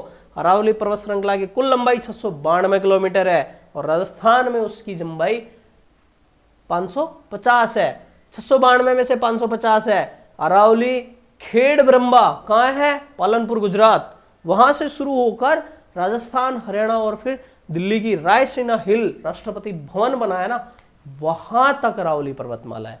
ठीक है। राजस्थान में अरावली पर्वत श्रृंखला की लंबाई 550 किलोमीटर है। ठीक है। राजस्थान में अरावली श्रृंखला सिरोही के खेतड़ी के उत्तर पूर्व की ओर फैली हुई है। यह पर्वत श्रेणी राज्य में विकर्ण के रूप में दक्षिण पश्चिम से उत्तर पूर्व की ओर विस्तृत है। अरावली की चौड़ाई उदयपुर और डूंगरपुर की तरफ दक्षिण पूर्व में से बढ़ने लगती है। अरावली पर्वतमाला के उत्तरी और मध्यवर्ती भाग क्वार्टजाइट चट्टानों से बने हैं, जबकि दक्षिण में आबू के निकट ऊंचे पर्वतीय खंड ग्रेनाइट चट्टानों के बने हुए हैं। राजस्थान में कम वर्षा होने का प्रमुख कारण अरावली पर्वत श्रृंखला का मानसून पवनों के समानांतर होना है। ठीक है, अरावली समानांतर होने की वजह से क्या होता है, हमारे जो अरब सागर से जो नदियां निकलती हैं वो अरब सागर की सारी नदियां कहाँ, वो अरब सागर की तरफ से आता है जो मानसून, वो सारा मानसून इसके पैरेलल निकल जाता है। किसके पैरेलल निकल जाता है? इसके पैरेलल निकल जाता है दोस्तों, अरावली के समानांतर निकल जाता है। और अरावली के समानांतर निकल जाता है तो इसको क्या बनता है, यहाँ पे क्या बनता है, मतलब बरसात होती नहीं है और वो बिना बरसात करे आगे निकल जाता है। जब बंगाल की खाड़ी वाला मानसून आता है तो ये पूर्वी भाग में बरसात कर देता है और पश्चिमी वाला वृष्टि छाया प्रदेश रह जाता है। ऐसी स्थिति में क्या होता है, बरसात नहीं होती। ठीक है दोस्तों, इसके बाद आगे बढ़ेंगे। अरावली को अध्ययन के आधार पर 4 भागों में बांटा गया है। अरावली को अध्ययन के आधार पर कितने भागों में बांटा गया है प्यारे दोस्तों? 4 भागों में। आबू पर्वत खंड, मेवाड़ पहाड़ियां, आबू पर्वत खंड, मेवाड़ पहाड़ियां और मेरवाड़ा पहाड़ियां। इसके बाद उत्तर पूर्वी पहाड़ियां और शेखावाटी पहाड़ियां। अरावली पर्वत श्रृंखला की सबसे ऊंची चोटी गुरु शिखर 1722 किलोमीटर है, जिसे कर्नल जेम्स फोर्ड ने संतों का शिखर कहा है। दूसरी सबसे ऊंची चोटी माउंट आबू सिरोही 1597 किलोमीटर है दोस्तों, 1597 मीटर है। ठीक है, इसके अलावा तीसरी सबसे ऊंची चोटी कौन सी है? दिलवाड़ा 1442 मीटर ऊंची है। चौथी सबसे ऊंची चोटी जरगा पहाड़ी है। इसकी एक ट्रिक मैंने YouTube पे हमारे वीडियो में बताया है, गुरु से दिल से जरा आस लगा, गुरु से दिल से जरा आस लगा, रघुनाथ ऋषि का सज्जन मोर। मतलब इस ट्रिक के माध्यम से आपको सारी क्या राजस्थान की ऊंची चोटियों की एक से लेकर पूरी की पूरी आपको याद करवाई हुई है। आप उसको वीडियो को देखो, आपको बहुत अच्छे से करवाया हुआ है वहां पर। अब अपन देखते हैं महत्वपूर्ण भाग, क्या दर्रे या नाल। राजस्थान के दर्रे, मध्यवर्ती अरावली पर्वत श्रेणी, मध्यवर्ती अरावली पर्वत श्रेणी में स्थित दर्रे तंग पहाड़ी का नाम क्या होता है? नाल या दर्रा होता है। दर्रा और नाल क्या होगा कि 2 पहाड़ियां हैं, उनके बीच का क्षेत्र क्या कहलाएगा? दर्रा या नाल। जिलवा की नाल सबसे पहले देखेंगे, पगल्या नाल, जिलवा नाल या पगल्या नाल। ये कहां है? मारवाड़ को मेवाड़ से जोड़ती है। ये नाल मारवाड़ को मेवाड़ से जोड़ती है, कुंभलगढ़ और राजसमंद के पास वाला भाग को जोड़ती है। ठीक है, और सोमेश्वर की नाल या देसुरी नाल से उत्तर की ओर स्थिति है। हाथीगुड़ा की नाल या देसुरी नाल से दक्षिण की ओर स्थित है। ठीक है, बरनाल दर्रे से होकर मध्यकाल में जोधपुर से आगरा का रास्ता और अब राष्ट्रीय राजमार्ग 14 ब्यावर से कांडला गुजरात है। अरावली पर्वतमाला में स्थित अन्य दर्रे कौन कौन से हैं? दिवेर, कछवाली, स्वरूप घाट, परवेरिया, शिवपुरा, सुराघाट, कचवाली, रूपा घाट, पीपली दर्रा, अजमेर, कामली घाट, हाथीगुड़ा, गोरम घाट, जिलवा, पगल्या, दिवेर की नाल, राजसमंद, चिरवा की नाल, केवड़ा। राजसमंद में कौन कौन से हैं? चिरवा की नाल, केवड़ा नाल, फुलवारी की नाल, देवारी नाल, हाथीगुड़ा नाल, सुराघाट, उदयपुर। राजसमंद में सबसे ज्यादा दर्रे हैं, राजसमंद में राजस्थान में सबसे ज्यादा दर्रे हैं। ठीक है दोस्तों, इसके अलावा डूडीमल का दर्रा रणथंभौर अभ्यान राष्ट्रीय उद्यान में है। कुशाली घाट सवाई माधोपुर में है। पठार, उड़िया पठार राज्य का सबसे ऊंचा पठार है जो गुरु शिखर से 160 मीटर नीचे स्थित है। अतः उड़िया पठार की ऊंचाई 1722 मीटर है। आबू का पठार यह राजस्थान का दूसरा ऊंचा पठार है। भोराट का पठार उदयपुर के उत्तर पश्चिम में गोगुंदा व कुंभलगढ़ के मध्य स्थित अरावली पर्वत श्रृंखला का क्षेत्र भोराट का पठार कहलाता है। औसत ऊंचाई कितनी है? 1225 मीटर। भोराट पठार के पूर्व में दक्षिण सिरे का पर्वत स्कंद अरब सागर व बंगाल की खाड़ी की बीच जल विभाजक का कार्य करता है। मैसा पठार, इस पठार पर चित्तौड़ का किला स्थित है, 620 मीटर ऊंचा है।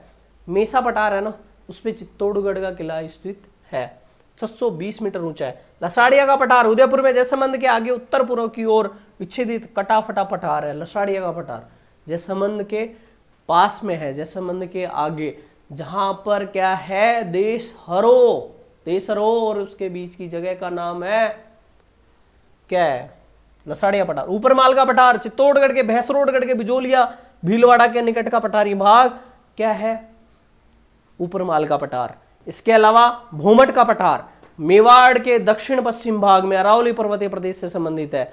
अब कुछ महत्वपूर्ण शब्दावलियां देखते हैं अपन। महत्वपूर्ण शब्दावलियां, भाकर किसे कहते हैं बताओ, भाकर किसे कहते हैं, क्या है भाकर? भाकर दोस्तों सिरोही में तीव्र ढाल वाली उबड़ खाबड़, तीव्र ढाल वाली है, उबड़ खाबड़ ऐसे गपसपी हैं और तीव्र ढाल वाली पहाड़ियों को स्थानीय भाषा में भाकर कहा जाता है दोस्तों। ठीक है, याद रखना है। इसके बाद गिरवा, गिरवा के बाद देखेंगे अपन मगरा। तो ये आपका गिरवा है। जो गिरवा है ये क्या है, उदयपुर जिले के आसपास की पहाड़ी क्षेत्रों को गिरवा कहा जाता है।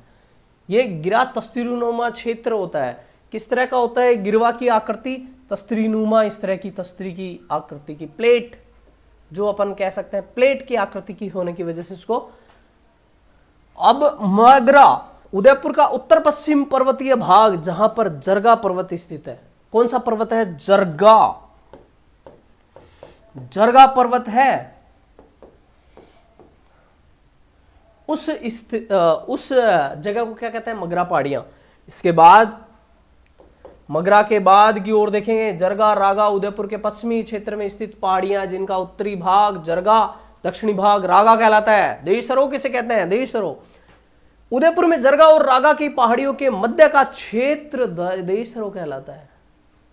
मैंने अभी डिस्कस किया जरगा रागा, जरगा का नाम आते ही मैंने डिस्कस किया था कि जरगा पहाड़ियों के पास में जो हरा भरा क्षेत्र है उसको देशरो कहा जाता है। तो पहाड़ी भाग के मध्य जो हरियाली वाला भाग है उसको देशरो कहा जाता है। ठीक है। पिडमांट मैदान अरावली पर्वत श्रेणी के देवगढ़ के समीप स्थित पृथक निर्जन पहाड़ी जिनके उच्च भूभाग के टीलोनुमा होते हैं उसको पिडमांट मैदान कहा जाता है। मतलब पहाड़ी के नीचे ऊंचा सा एक पठार के रूप में लंबा, उसकी तलहटी में बना हुआ एक लंबी श्रृंखला, उसको पिडमांट मैदान कहा जाता है। ठीक है। अब नेक्स्ट 56 की पहाड़ियां कहाँ हैं? बाड़मेर में। 56 के मैदान कहाँ है? उदयपुर में। याद रखना 56 की पहाड़ियां कहाँ हैं? बाड़मेर में। 56 का मैदान कहाँ है? उदयपुर में। सीकर जिले की पहाड़ियों को स्थानीय भाषा में क्या कहते हैं? मालखेत। सीकर जिले में स्थानीय भाषा में पहाड़ियों को मालखेत कहते हैं। जैसलमेर का किला त्रिकुट पहाड़ी पर स्थित है। कौन सी पहाड़ी पर स्थित है? त्रिकुट पहाड़ी पर। ठीक है। अब इसके अलावा अब आप ये बताओ कि जो कैला देवी का मेला लगता है वो कौन सी पहाड़ी पर स्थित है? ये तो आपने बता दिया त्रिकुट पहाड़ी पर है, तो वो कौन सी पहाड़ी पर है? कमेंट करो। जोधपुर का किला चिड़ियाटूंग पहाड़ी पर स्थित है। मारवाड़ के मैदान को मेवाड़ के उच्च पठार से अलग करने वाली पर्वत श्रृंखला मेरवाड़ा पहाड़ियां कहलाती है, जो टोडगढ़ के समीप अजमेर जिले में स्थित है। मध्य अरावली क्षेत्र के अंतर्गत शेखावाटी निम्न पहाड़ियां और मेरवाड़ा पहाड़ियां आती हैं। अरावली पर्वतमाला के मध्यवर्ती भाग में सर्वाधिक अंतराल विद्यमान है। ठीक है। इसके अलावा घाटी में बसा हुआ नगर अजमेर, चौहान वंश के लिए, जो अजमेर के शाकंभरी चौहान है उनके लिए फेमस है ये जगह। और अजमेर से नाग पहाड़ से ही आपकी लूनी नदी का उद्गम होता है। अजमेर में ही आपका राजस्थान इतिहास से रिलेटेड बहुत फेमस है। टॉडगढ़ पहाड़ी ऊंची चोटी है। भरतपुर क्षेत्र की पहाड़ियों में सबसे ऊंची चोटी अलीपुर है। भरतपुर में कौन सी है? अलीपुर है। याद रखना है। आपकी एग्जाम के लिए सारी चीजें बेहतर तरीके से लाया हूं मैं। अरावली पर्वत श्रृंखला की लूनी और बनास नदी प्रणाली द्वारा बीच में विभाजित करती है। ठीक है, आकृति और संरचना की दृष्टि से अरावली पर्वत श्रृंखला की तुलना किससे किया जाता है? संयुक्त राज्य की अपलेशियन पर्वत से किया गया है। और मैं आपको बता दूं कि अपलेशियन पर्वत श्रृंखला अरावली के समकालीन है। ये दोनों पर्वत श्रृंखलाएं दुनिया पर धरती पे सबसे पहले बने हुए पर्वतों में से है। इनकी निर्माण वलन से हुआ। काय के वलन से हुआ? वलन से। पृथ्वी में वलन पड़े, और वलन कैसे पड़े तब निर्माण हुआ? पृथ्वी बिल्कुल गर्म थी और उसमें क्या हुआ? सिकुड़न हुआ। इधर से भी प्रेशर पड़ा, इधर से भी प्रेशर पड़ा, और बीच में क्या बन गया? पहाड़ बन गया, पर्वत बन गया। इस तरह से सबसे पहले पृथ्वी पर क्या बना था? अपलेशियन और अरावली बना था। अब बिना देर करे आगे बढ़ते हैं। अरावली पर्वत श्रृंखला की सर्वाधिक ऊंची चोटी पहाड़ियां गोगुंदा व कुंभलगढ़ के बीच स्थित है। ज्यादातर पहाड़ियां कहां है? कुंभलगढ़ और गोगुंदा के बीच है। गोगुंदा काय के लिए फेमस है आपको पता होना चाहिए। कुंभलगढ़ की दीवार एशिया के दूसरे नंबर की दीवार है दोस्तों। ठीक है, सुंडा पर्वत जालोर में स्थित है। अरावली की मुख्य श्रेणी क्वार्टजाइट चट्टानों से निर्मित है। दक्षिणी अरावली में गुरु शिखर, शेर, जरगा, अचलगढ़, कुंभलगढ़, धोनिया, लीलागढ़ जैसे पर्वत चोटियां है। इसराना भाकर, रोजा भाकर, झालोला भाकर जालोर में स्थित है। चंबल के बीहड़ व कंदराए प्रमुख विशेषता है। पूर्वी मैदान के क्षेत्र यह मैदानी भाग अरावली पर्वतमाला के पूर्वी मैदान की बात करेंगे तो सीधी सी बात है कि पूर्वी मैदान अरावली से थोड़ा सा अलग होगा। क्या होगा? अलग होगा, क्योंकि वहां पर पहाड़ियां हैं और यहां पर कृषि योग्य मैदानी भूमि है। सबसे बड़ी बात, यहां पर पानी की उपलब्धता है। दूसरी बड़ी बात, यहां पर कृषि योग्य भूमि उपलब्ध है। दोनों चीज होंगी, भूमि उपलब्ध है और पानी उपलब्ध है और क्लाइमेट उपलब्ध है, तो वहां पर खेती अटूट होगी दोस्तों। राजस्थान में सबसे ज्यादा खेती इसी भाग में होती है। इस मैदान का उत्तर पूर्वी भाग है ना, वो गंगा यमुना के मैदान से मिला हुआ है। ठीक है, इसका ढाल पूर्व की ओर है। पूर्व की ओर मतलब इसकी सारी नदियां किधर जाएंगी? जो अपना राजस्थान है, इसकी सारी नदियां, ये आपके लो ये है, इसकी सारी नदियां, पूर्वी मैदान वाला ये पार्ट है, इसका ढाल इधर है और ये चंबल में मिल जाती है, और चंबल यमुना में, और यमुना कहाँ जाती है? बंगाल की खाड़ी में गिरती है दोस्तों। तो ये आपको याद रखना है। पूरा का पूरा पार्ट इसमें किधर बहाव है? पूर्व की ओर। ठीक है, इसमें आपकी सारी बनास, बाणगंगा, जो सारी इधर की नदियां हैं वो सारी आ जाती हैं दोस्तों। राज्य का कितना प्रतिशत भाग इसमें आता है? 23%। और जिले कितने हैं? 10 जिले देखते हैं। कौन सा? आपका जयपुर हो गया, आपका भरतपुर हो गया, आपका अलवर हो गया, आपका दौसा हो गया, आपका सवाई माधोपुर हो गया, आपका करौली हो गया, धौलपुर हो गया, कोटा हो गया, और इसके बाद टोंक हो गया, आपका भीलवाड़ा हो गया। तो ये सब जिले क्या है? पूर्वी मैदानी भाग के हिस्से हैं दोस्तों। बांसवाड़ा का कुछ भाग। ठीक है, जनसंख्या राज्य की लगभग 39% जनसंख्या पाई जाती है। देखो इसमें क्षेत्रफल तो कितना है आपके पास? 23%। और जनसंख्या कितनी है आपके पास? 39%। ऐसा किसमें होगा?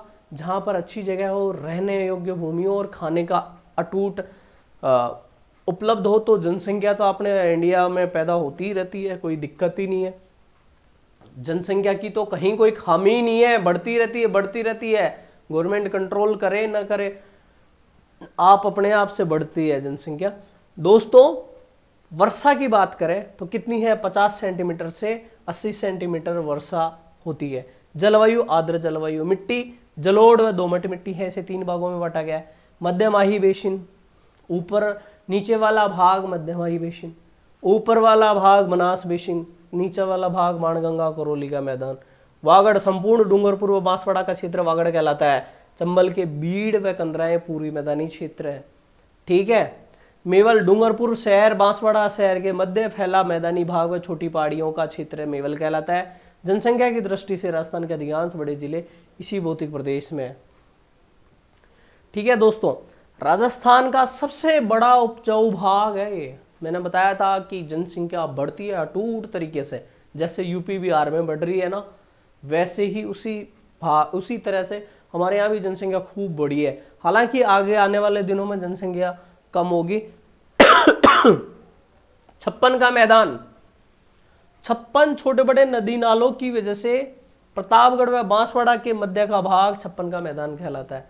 56 छोटे बड़े नदी नालों की वजह से 56 का मैदान कहलाता है। बांसवाड़ा डूंगरपुर व प्रतापगढ़ के बीच माही बेसिन में 56 ग्राम समूहों का 56 नदी नालों का प्रवाह क्षेत्र है। छोटे बड़े नदी नाले हैं 56, इस वजह से वो सब मिलके क्या हो गया, मैदान बना। वो क्या बना, 56 मैदान। ठीक है। कांठल, बढ़िया शब्द है।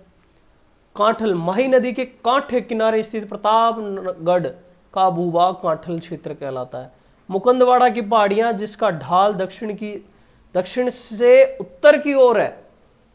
किधर है? दक्षिण से उत्तर की ओर। दक्षिण से उत्तर का मतलब आप समझते हैं, दक्षिण से उत्तर की ओर है, जिसके कारण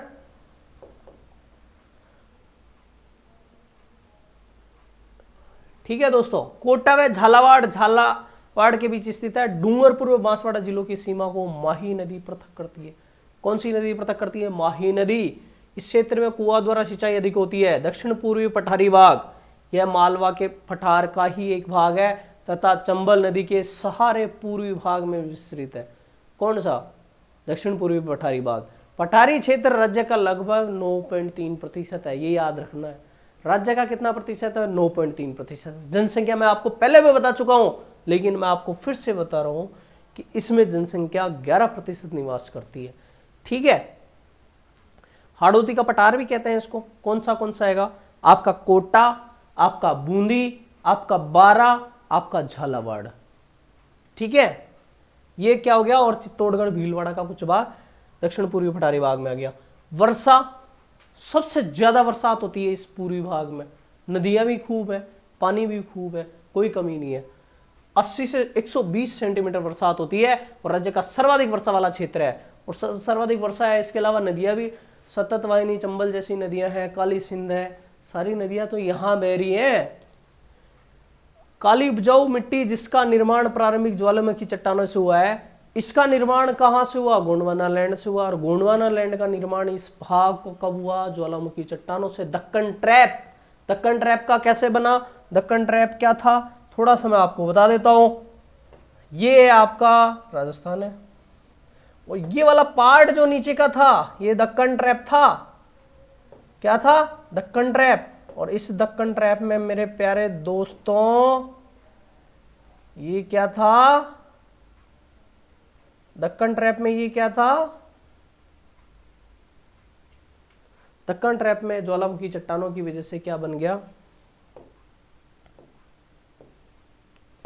ज्वालामुखी चट्टानों की वजह से क्या बन गया? लावा।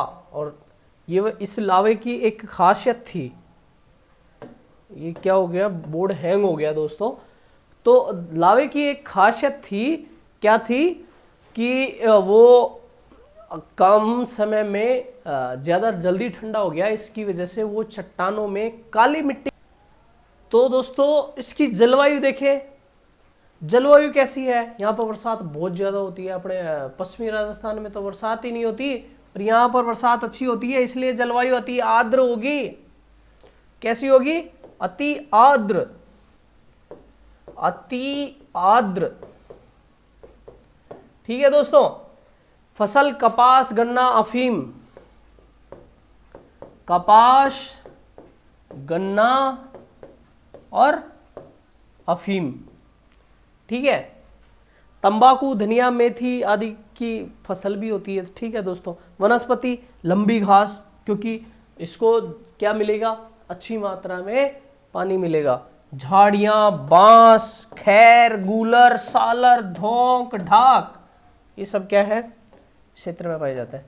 ठीक है। इसके अलावा संपूर्ण प्रदेश, चंबल व उसकी सहायक काली सिंध, परवन, पार्वती नदियों द्वारा प्रवाहित है। इसका ढाल दक्षिण से उत्तर पूर्व की ओर है। यह पठारी बाग, अरावली और विंध्याचल पर्वत के बीच संक्रांति प्रदेश है, ट्रांजिशनल बेल्ट है। ठीक है। डांग क्षेत्र चंबल बेसिन में स्थित खंड व उबड़ खाबड़ भूमि युक्त अनुपजाऊ क्षेत्र है। डाकुओं का आश्रय स्थल है। करौली, सवाई माधोपुर, धौलपुर है। सापेक्षिक दृष्टि से राजस्थान का दक्षिण पूर्वी पठारी प्रदेश अस्पष्ट एधर प्रवाह क्षेत्र है। An area of ill drained inferior drainage के अंतर्गत है। ठीक है, ये है दक्षिण पूर्वी राजस्थान के दक्कन लावाट पठार। अब क्या है कि आप पढ़ रहे हो और पढ़ते पढ़ते मैं बताया जा रहा हूं, आपको क्या लग रहा है यार अब मैं छोड़ देता हूं। छोड़ने से कैसे काम चलेगा भाई? थोड़ा पानी पी लो, थोड़ा चाय पी लो, लेकिन इसको रिवाइज करते रहो बार बार। ठीक है, बार बार रिवाइज करने से क्या है कि आपको अच्छे से ये याद होता रहेगा और ये एक पार्ट को आप दिमाग में बिठा लो। फिर उसके बाद उसका क्या पढ़ो? पीडीएफ को रिवाइज करने के बाद में फिर वीडियो देख लो। ऐसा करके अगर आप एग्जाम से पहले इसको रिवाइज कर जाओगे, सबसे बड़ी बात तो इसमें कंसाइज तरीके से दिया हुआ है, बहुत ज्यादा चीजों को नहीं दिया है। इंपॉर्टेंट चीजें जो आपको एग्जाम के हिसाब से है उनको डाला गया है, तो लास्ट मोमेंट पे रिवाइज करने के लिए ये बहुत बेहतरीन चीज है। अब दक्षिण पूर्वी राजस्थान के दक्कन लावा पठार क्षेत्र में भैंसरोडगढ़ से बिजूलिया तक का भूभाग उपरमाल नाम से जाना जाता है। विंध्यन कगार भूमि दक्कन लावा पठार इसी भौतिक प्रदेश में आता है। इस भूभाग का सर्वोच्च शिखर चांदबड़ी झालावाड़। अन्य रोचक महत्वपूर्ण तथ्य क्या है ये भी देख लेते हैं, जरूरी है। राजस्थान के भौतिक प्रदेश अपन पढ़ रहे हैं तो अपन वो करते हैं, वीडियो पॉज करो और आराम से पानी पियो। उसके बाद में मैं बता रहा हूं सारी चीजें रिवाइज करो। एक ही वीडियो में आपका सारा का सारा रिवीजन हो जाएगा। अन्य रोचक महत्वपूर्ण तथ्य है, राजस्थान के अजमेर जिले में मानव बसावट संरचना का घनत्व अधिकतम है। घनत्व कहां है सबसे अधिकतम? अजमेर जिले में। जैसलमेर जिले में 70 डिग्री पूर्वी देशांतर रेखा गुजरती है। ठीक है, जैसलमेर जिले में 70 डिग्री पूर्वी देशांतर रेखा गुजरती है। धरियन, जैसलमेर में स्थानांतरित बालू का स्तूप को धरियन कहते हैं। लहरदार जो होते हैं उनको। ठीक है, खड़ाऊ, अकाल पड़ने पर मवेशियों को लेकर अन्य प्रदेशों की ओर चारे पानी की खोज में जाने वाला व्यक्ति खिड़ाऊ कहलाता है। वो क्या करते हैं, अकाल हो गया, अब पानी नहीं है, चारा नहीं है, क्या करता है, अपने पशु लेते हैं और निकल देते हैं। अरावली पहाड़ियों से होते हुए दिल्ली तक जाके बेच के दिल्ली में उनका काट पीट के पैसा लेके वापस आ जाते हैं और अपना कोठी बनाते हैं। और नहीं बनाते हैं तो जाके गुजरात में इन्वेस्ट कर देते हैं, मुंबई में इन्वेस्ट कर देते हैं और मुंबई जैसे बड़े शहर को इतना बड़ा बना देते हैं कि आपको पता ही नहीं चलेगा कि कब बड़ा बन गया। अरावली पर्वतमाला का सर्वाधिक विस्तार उदयपुर में है। अरावली कहाँ पर है? नीचे से चौड़ी है, फिर बीच में सकड़ी है, फिर चौड़ी है, ऊपर जाकर फिर चौड़ी हो रही है। ऊपर अलवर, दौसा, जयपुर, सीकर, झुंझुनू यहां पर फैली हुई है। और सबसे ज्यादा चौड़ी कहाँ है? नीचे उदयपुर में। अब वो क्षेत्रफल के हिसाब से है तो उदयपुर, राजसमंद, आपके सिरोही यहां फैली हुई है। हर्ष में मालखेत की पहाड़ियां कहाँ है? सीकर में। सीकर में पहाड़ियों को नाम मालखेत है। और हर्ष पहाड़ी कहाँ है? सबसे ऊंची चोटी रघुनाथगढ़ कहाँ है? सीकर में। हर्ष पहाड़ी कहाँ है? सीकर में। और इस इलाके वाले लोगों को तो पता भी है हर्ष पहाड़ी के पास में क्या है? जीण माता। जीण माता के कई भक्त वहां भी जाते हैं, दर्शन करके आते हैं। और हर्ष पहाड़ी पर क्या लगी हुई है? पवन चक्कियां लगी हुई है। पवन चक्कियों का आनंद भी लेके आते हैं, बड़े बड़े पंखे देख के मंत्रमुग्ध हो जाते हैं पूरे के पूरे। ठीक है, वृद्ध सीमांत भ्रंश नेक्स्ट पढ़ रहे हैं अपन। ये क्या है? आपका पूर्वी भाग है, दक्षिण पूर्वी भाग। इसको थोड़ा सा मैं आपको इसमें बता देता हूं। ये तो क्या है आपका दक्षिण पूर्वी भाग। इस दक्षिण पूर्वी भाग में क्या है? ये गोंडवाना लैंड का भाग है। और ये गहरा होने की वजह से ये कहां घुस गया? आपके मैदानी भाग में नीचे घुस गया। दबाओ, ये पहाड़ी भाग है और ये घुस गया इसमें। अब यहां घुस गया। अब इसके ऊपर इस तरह से ये वाला पार्ट रह गया। अब क्या बन गया? इसमें एक इस तरह की आकृति बन गई। ठीक है, इस तरह की आकृति बनने की वजह से ये क्या बन गया? कगार। और कगार बनने की वजह से ये वाला फॉल्ट एक ग्रेट बाउंड्री फॉल्ट बन गया, जीबीएफ बोलते हैं दोस्तों, वृहत सीमांत भ्रंश।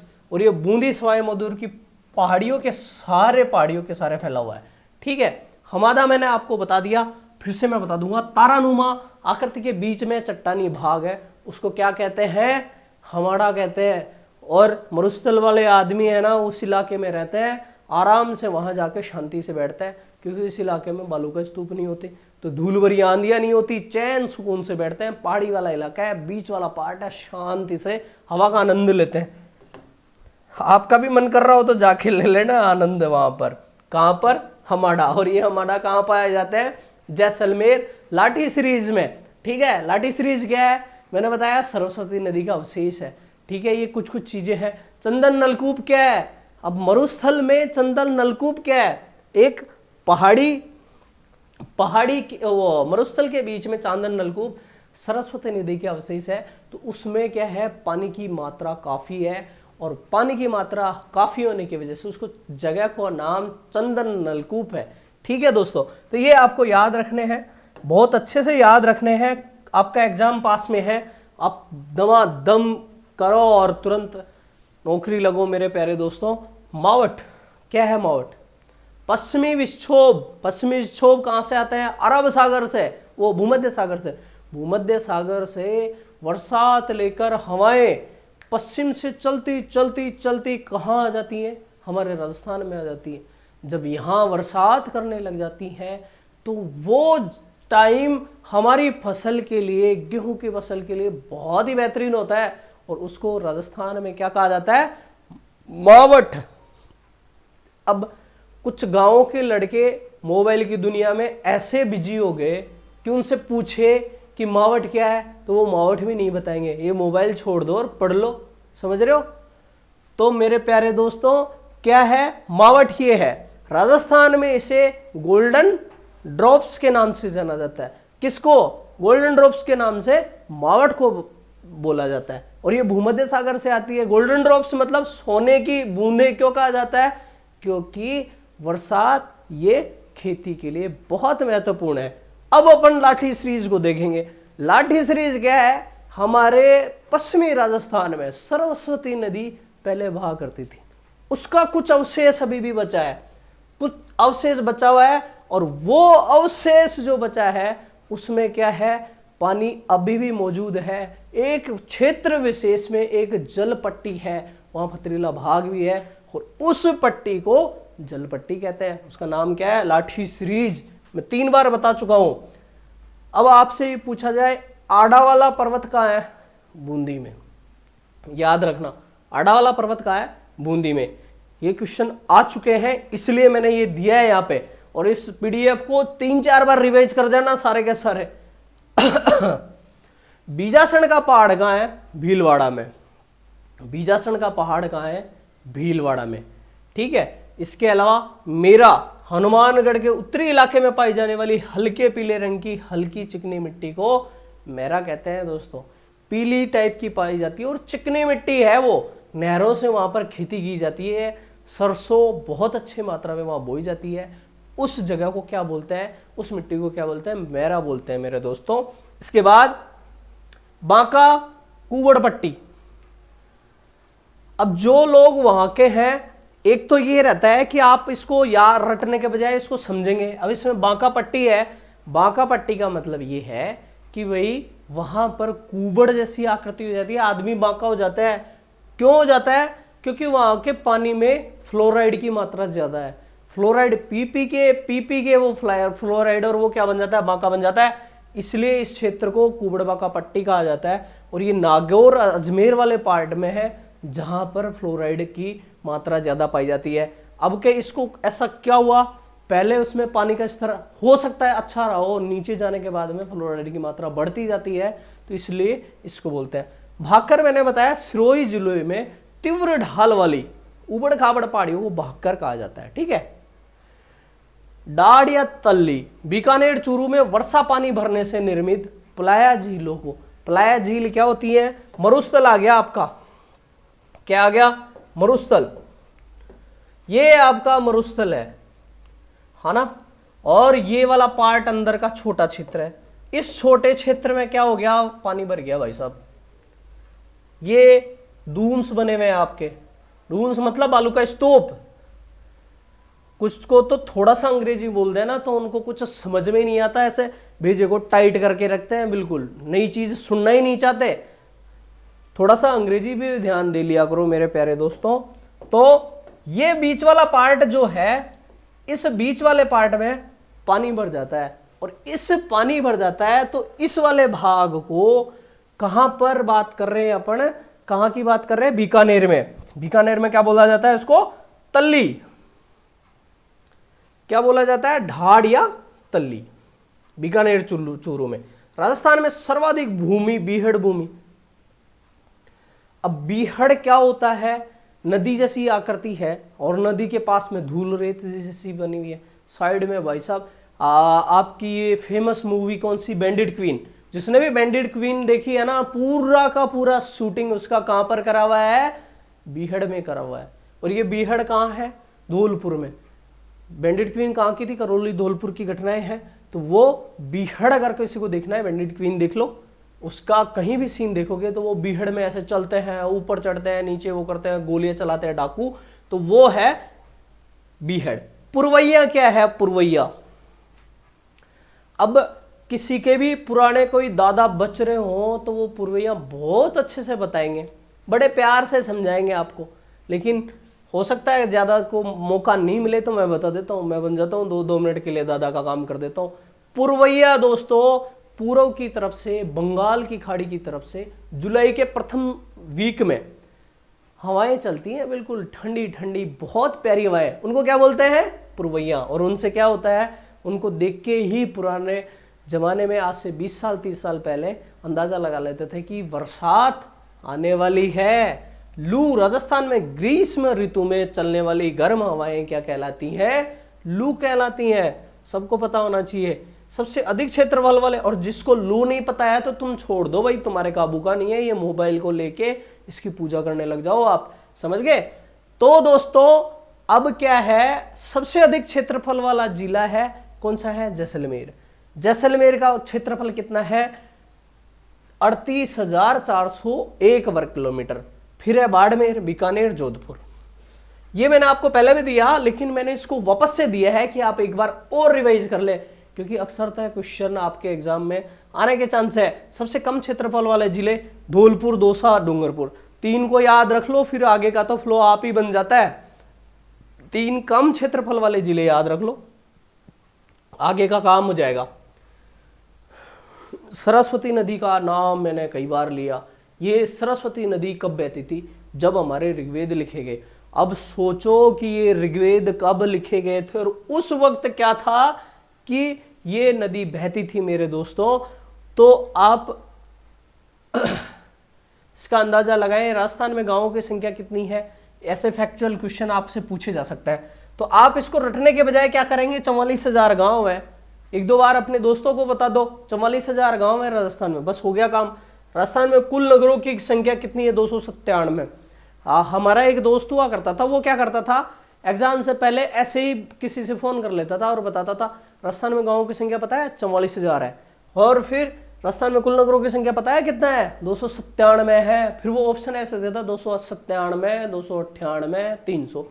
तो अब उससे क्या होता था कि जो सुनने वाला है ना फोन को, उसके भी याद रहता था कि 300 से आसपास वाला नाम होगा वो 297 आएगा। डग गंगाधर, अब ये क्या है कि उच्च भूमि राजस्थान के दक्षिण पूर्वी पठार में अवस्थित है। कहां पर है, डग गंगाधर उच्च भूमि राजस्थान के दक्षिण पूर्वी पठार है ना, उसमें अवस्थित है। राजस्थान में पर्वत चोटियां कौन कौन सी हैं, मैंने इसका एक वीडियो बना रखा है और उस वीडियो में मैंने इसको बहुत अच्छे से करवा रखा है, और मैंने रिपीटेशन इसमें इसीलिए डाला है कि आप एक बार अच्छे से कर जाओ, उन्हीं चीजों को रिवीजन के साथ में वहीं पे 2 बार रिवीजन हो जाए, ताकि आपके एग्जाम में ये बहुत महत्वपूर्ण काम आए। गुरु शिखर सबसे बड़ी, शेर, दिलवाड़ा मीटर में लंबाई दिख रही है, गुरु से दिल से जरा आस लगा, रघुनाथ ऋषि का सज्जन मोर। तो ये आपकी चोटियों का नाम हो गया। अब अरावली के उत्तर पूर्वी छोर पर पोतवार का पठार स्थित है। ठीक है, उत्तर पूर्वी मतलब बिल्कुल उत्तर पूर्वी में, मतलब आपके हरियाणा के पास की बातें हैं ये। राजस्थान का प्राचीन वलय पर्वत अरावली को वायुपुराण में परिपत्र कहा गया है। वायुपुराण में ये पुराण और वैदिक वेदों की दुनिया के सबसे पुराने वेद है। इनको पढ़ने की तो मैं नहीं कह रहा, आप तो ये एग्जाम में ध्यान ले लो, वही काफ़ी है, इसको बाद में पढ़ते रहना, रिटायर हो जाओ। तो ये क्या है, और किसी को मौका मिले तो पढ़ भी लेना, मेरे कहने से रुकना भी मत। राजस्थान में कर्क रेखा की लंबाई 26 किलोमीटर है। कुछ पुस्तकों में इसकी 27 दी है। अब ये मैंने आपको 3 बार दिया है। क्यों दिया है 3 बार? कि आपको ये रिवाइज हो। कितना किलोमीटर है? 26। मैंने 3 बार वैसे बना दिया, आपका 7 बार रिवीजन हो गया। 26 किलोमीटर फिर भी नहीं किया इस वीडियो को देखने के बाद में, तो फिर आपको मेडिटेशन करने की जरूरत है। राजस्थान की लंबाई चौड़ाई में अंतर 43 किलोमीटर है। कितना है? 43 किलोमीटर। राजस्थान का छींच गांव कर्क रेखा पर अवस्थित है। छींच गांव कर्क रेखा पर अवस्थित है। आजकल क्वेश्चन ऐसे भी पूछे जाने लगे हैं, इसको ध्यान दो। छींच गांव है, कर्क रेखा के ऊपर स्थित है। निकटतम शहर कुशलगढ़ है और जिला कौन सा है? बांसवाड़ा। याद रखना। स्थलीय सीमा बनाने वाला जिला झालावाड़ 520 किलोमीटर। न्यूनतम स्थलीय सीमा बनाने वाला जिला भीलवाड़ा कितना है? 16 किलोमीटर। ठीक है, न्यूनतम स्थलीय सीमा 16 किलोमीटर बना रहा है और अपना झालावाड़ मैक्सिमम बना रहा है। बाड़मेर 14 किलोमीटर अंतर्राज्यीय सीमा बनाता है। ठीक है, याद रखना। राज्य के आंतरिक जिले कितने हैं? 8 जिले हैं। आंतरिक जिले क्या होते हैं? जिनकी सीमा किसी राज्य के साथ या अंतरराष्ट्रीय किसी राष्ट्र के साथ नहीं लगती है, उसको क्या बोलते हैं? आंतरिक जिले। ठीक है, कितने हैं? 8। अजमेर, राजसमंद, नागौर, टोंक, पाली, दौसा, बूंदी और जोधपुर। कितने जिले हो गए? 8। ठीक है, थोब नामक रन बाड़मेर में और कनौड़ ब्रह्मसर नामक रन जैसलमेर जिले में। थोब कहाँ है? बाड़मेर में। कनौड़ ब्रह्मसर नामक रन कहाँ है? जैसलमेर में। रन मैंने बहुत अच्छे से समझाया, रन या टाट कहते हैं, अच्छे से समझाया। नेहड़ जालोर क्षेत्र में लूनी नदी का अंतिम दलदली क्षेत्र क्या है? नेहड़। और वो रन और टाट है जहां पानी भर जाता है थोड़ा सा, उस तरह के क्षेत्र को। मेरवाड़ा, यह मारवाड़ के मैदान व मेवाड़ की उच्च प्रदेश को अलग करती है। ठीक है, राजस्थान के धौलपुर जिले से 78 पूर्वी देशांतर रेखा गुजरती है। ठीक है, 39 जिले ऐसे हैं जो एक से अधिक भाग में है। 56 की पहाड़ियां बाड़मेर में है, जबकि 56 का मैदान प्रतापगढ़ में है। ठीक है, याद रखना है। 56 की पहाड़ियां कहाँ है? बाड़मेर में। 56 का मैदान कहाँ है? प्रतापगढ़ में। याद रखना है ये आपको। ठीक है, बीजासण पहाड़ कहाँ है? भीलवाड़ा में। और इस ऐसा ही एक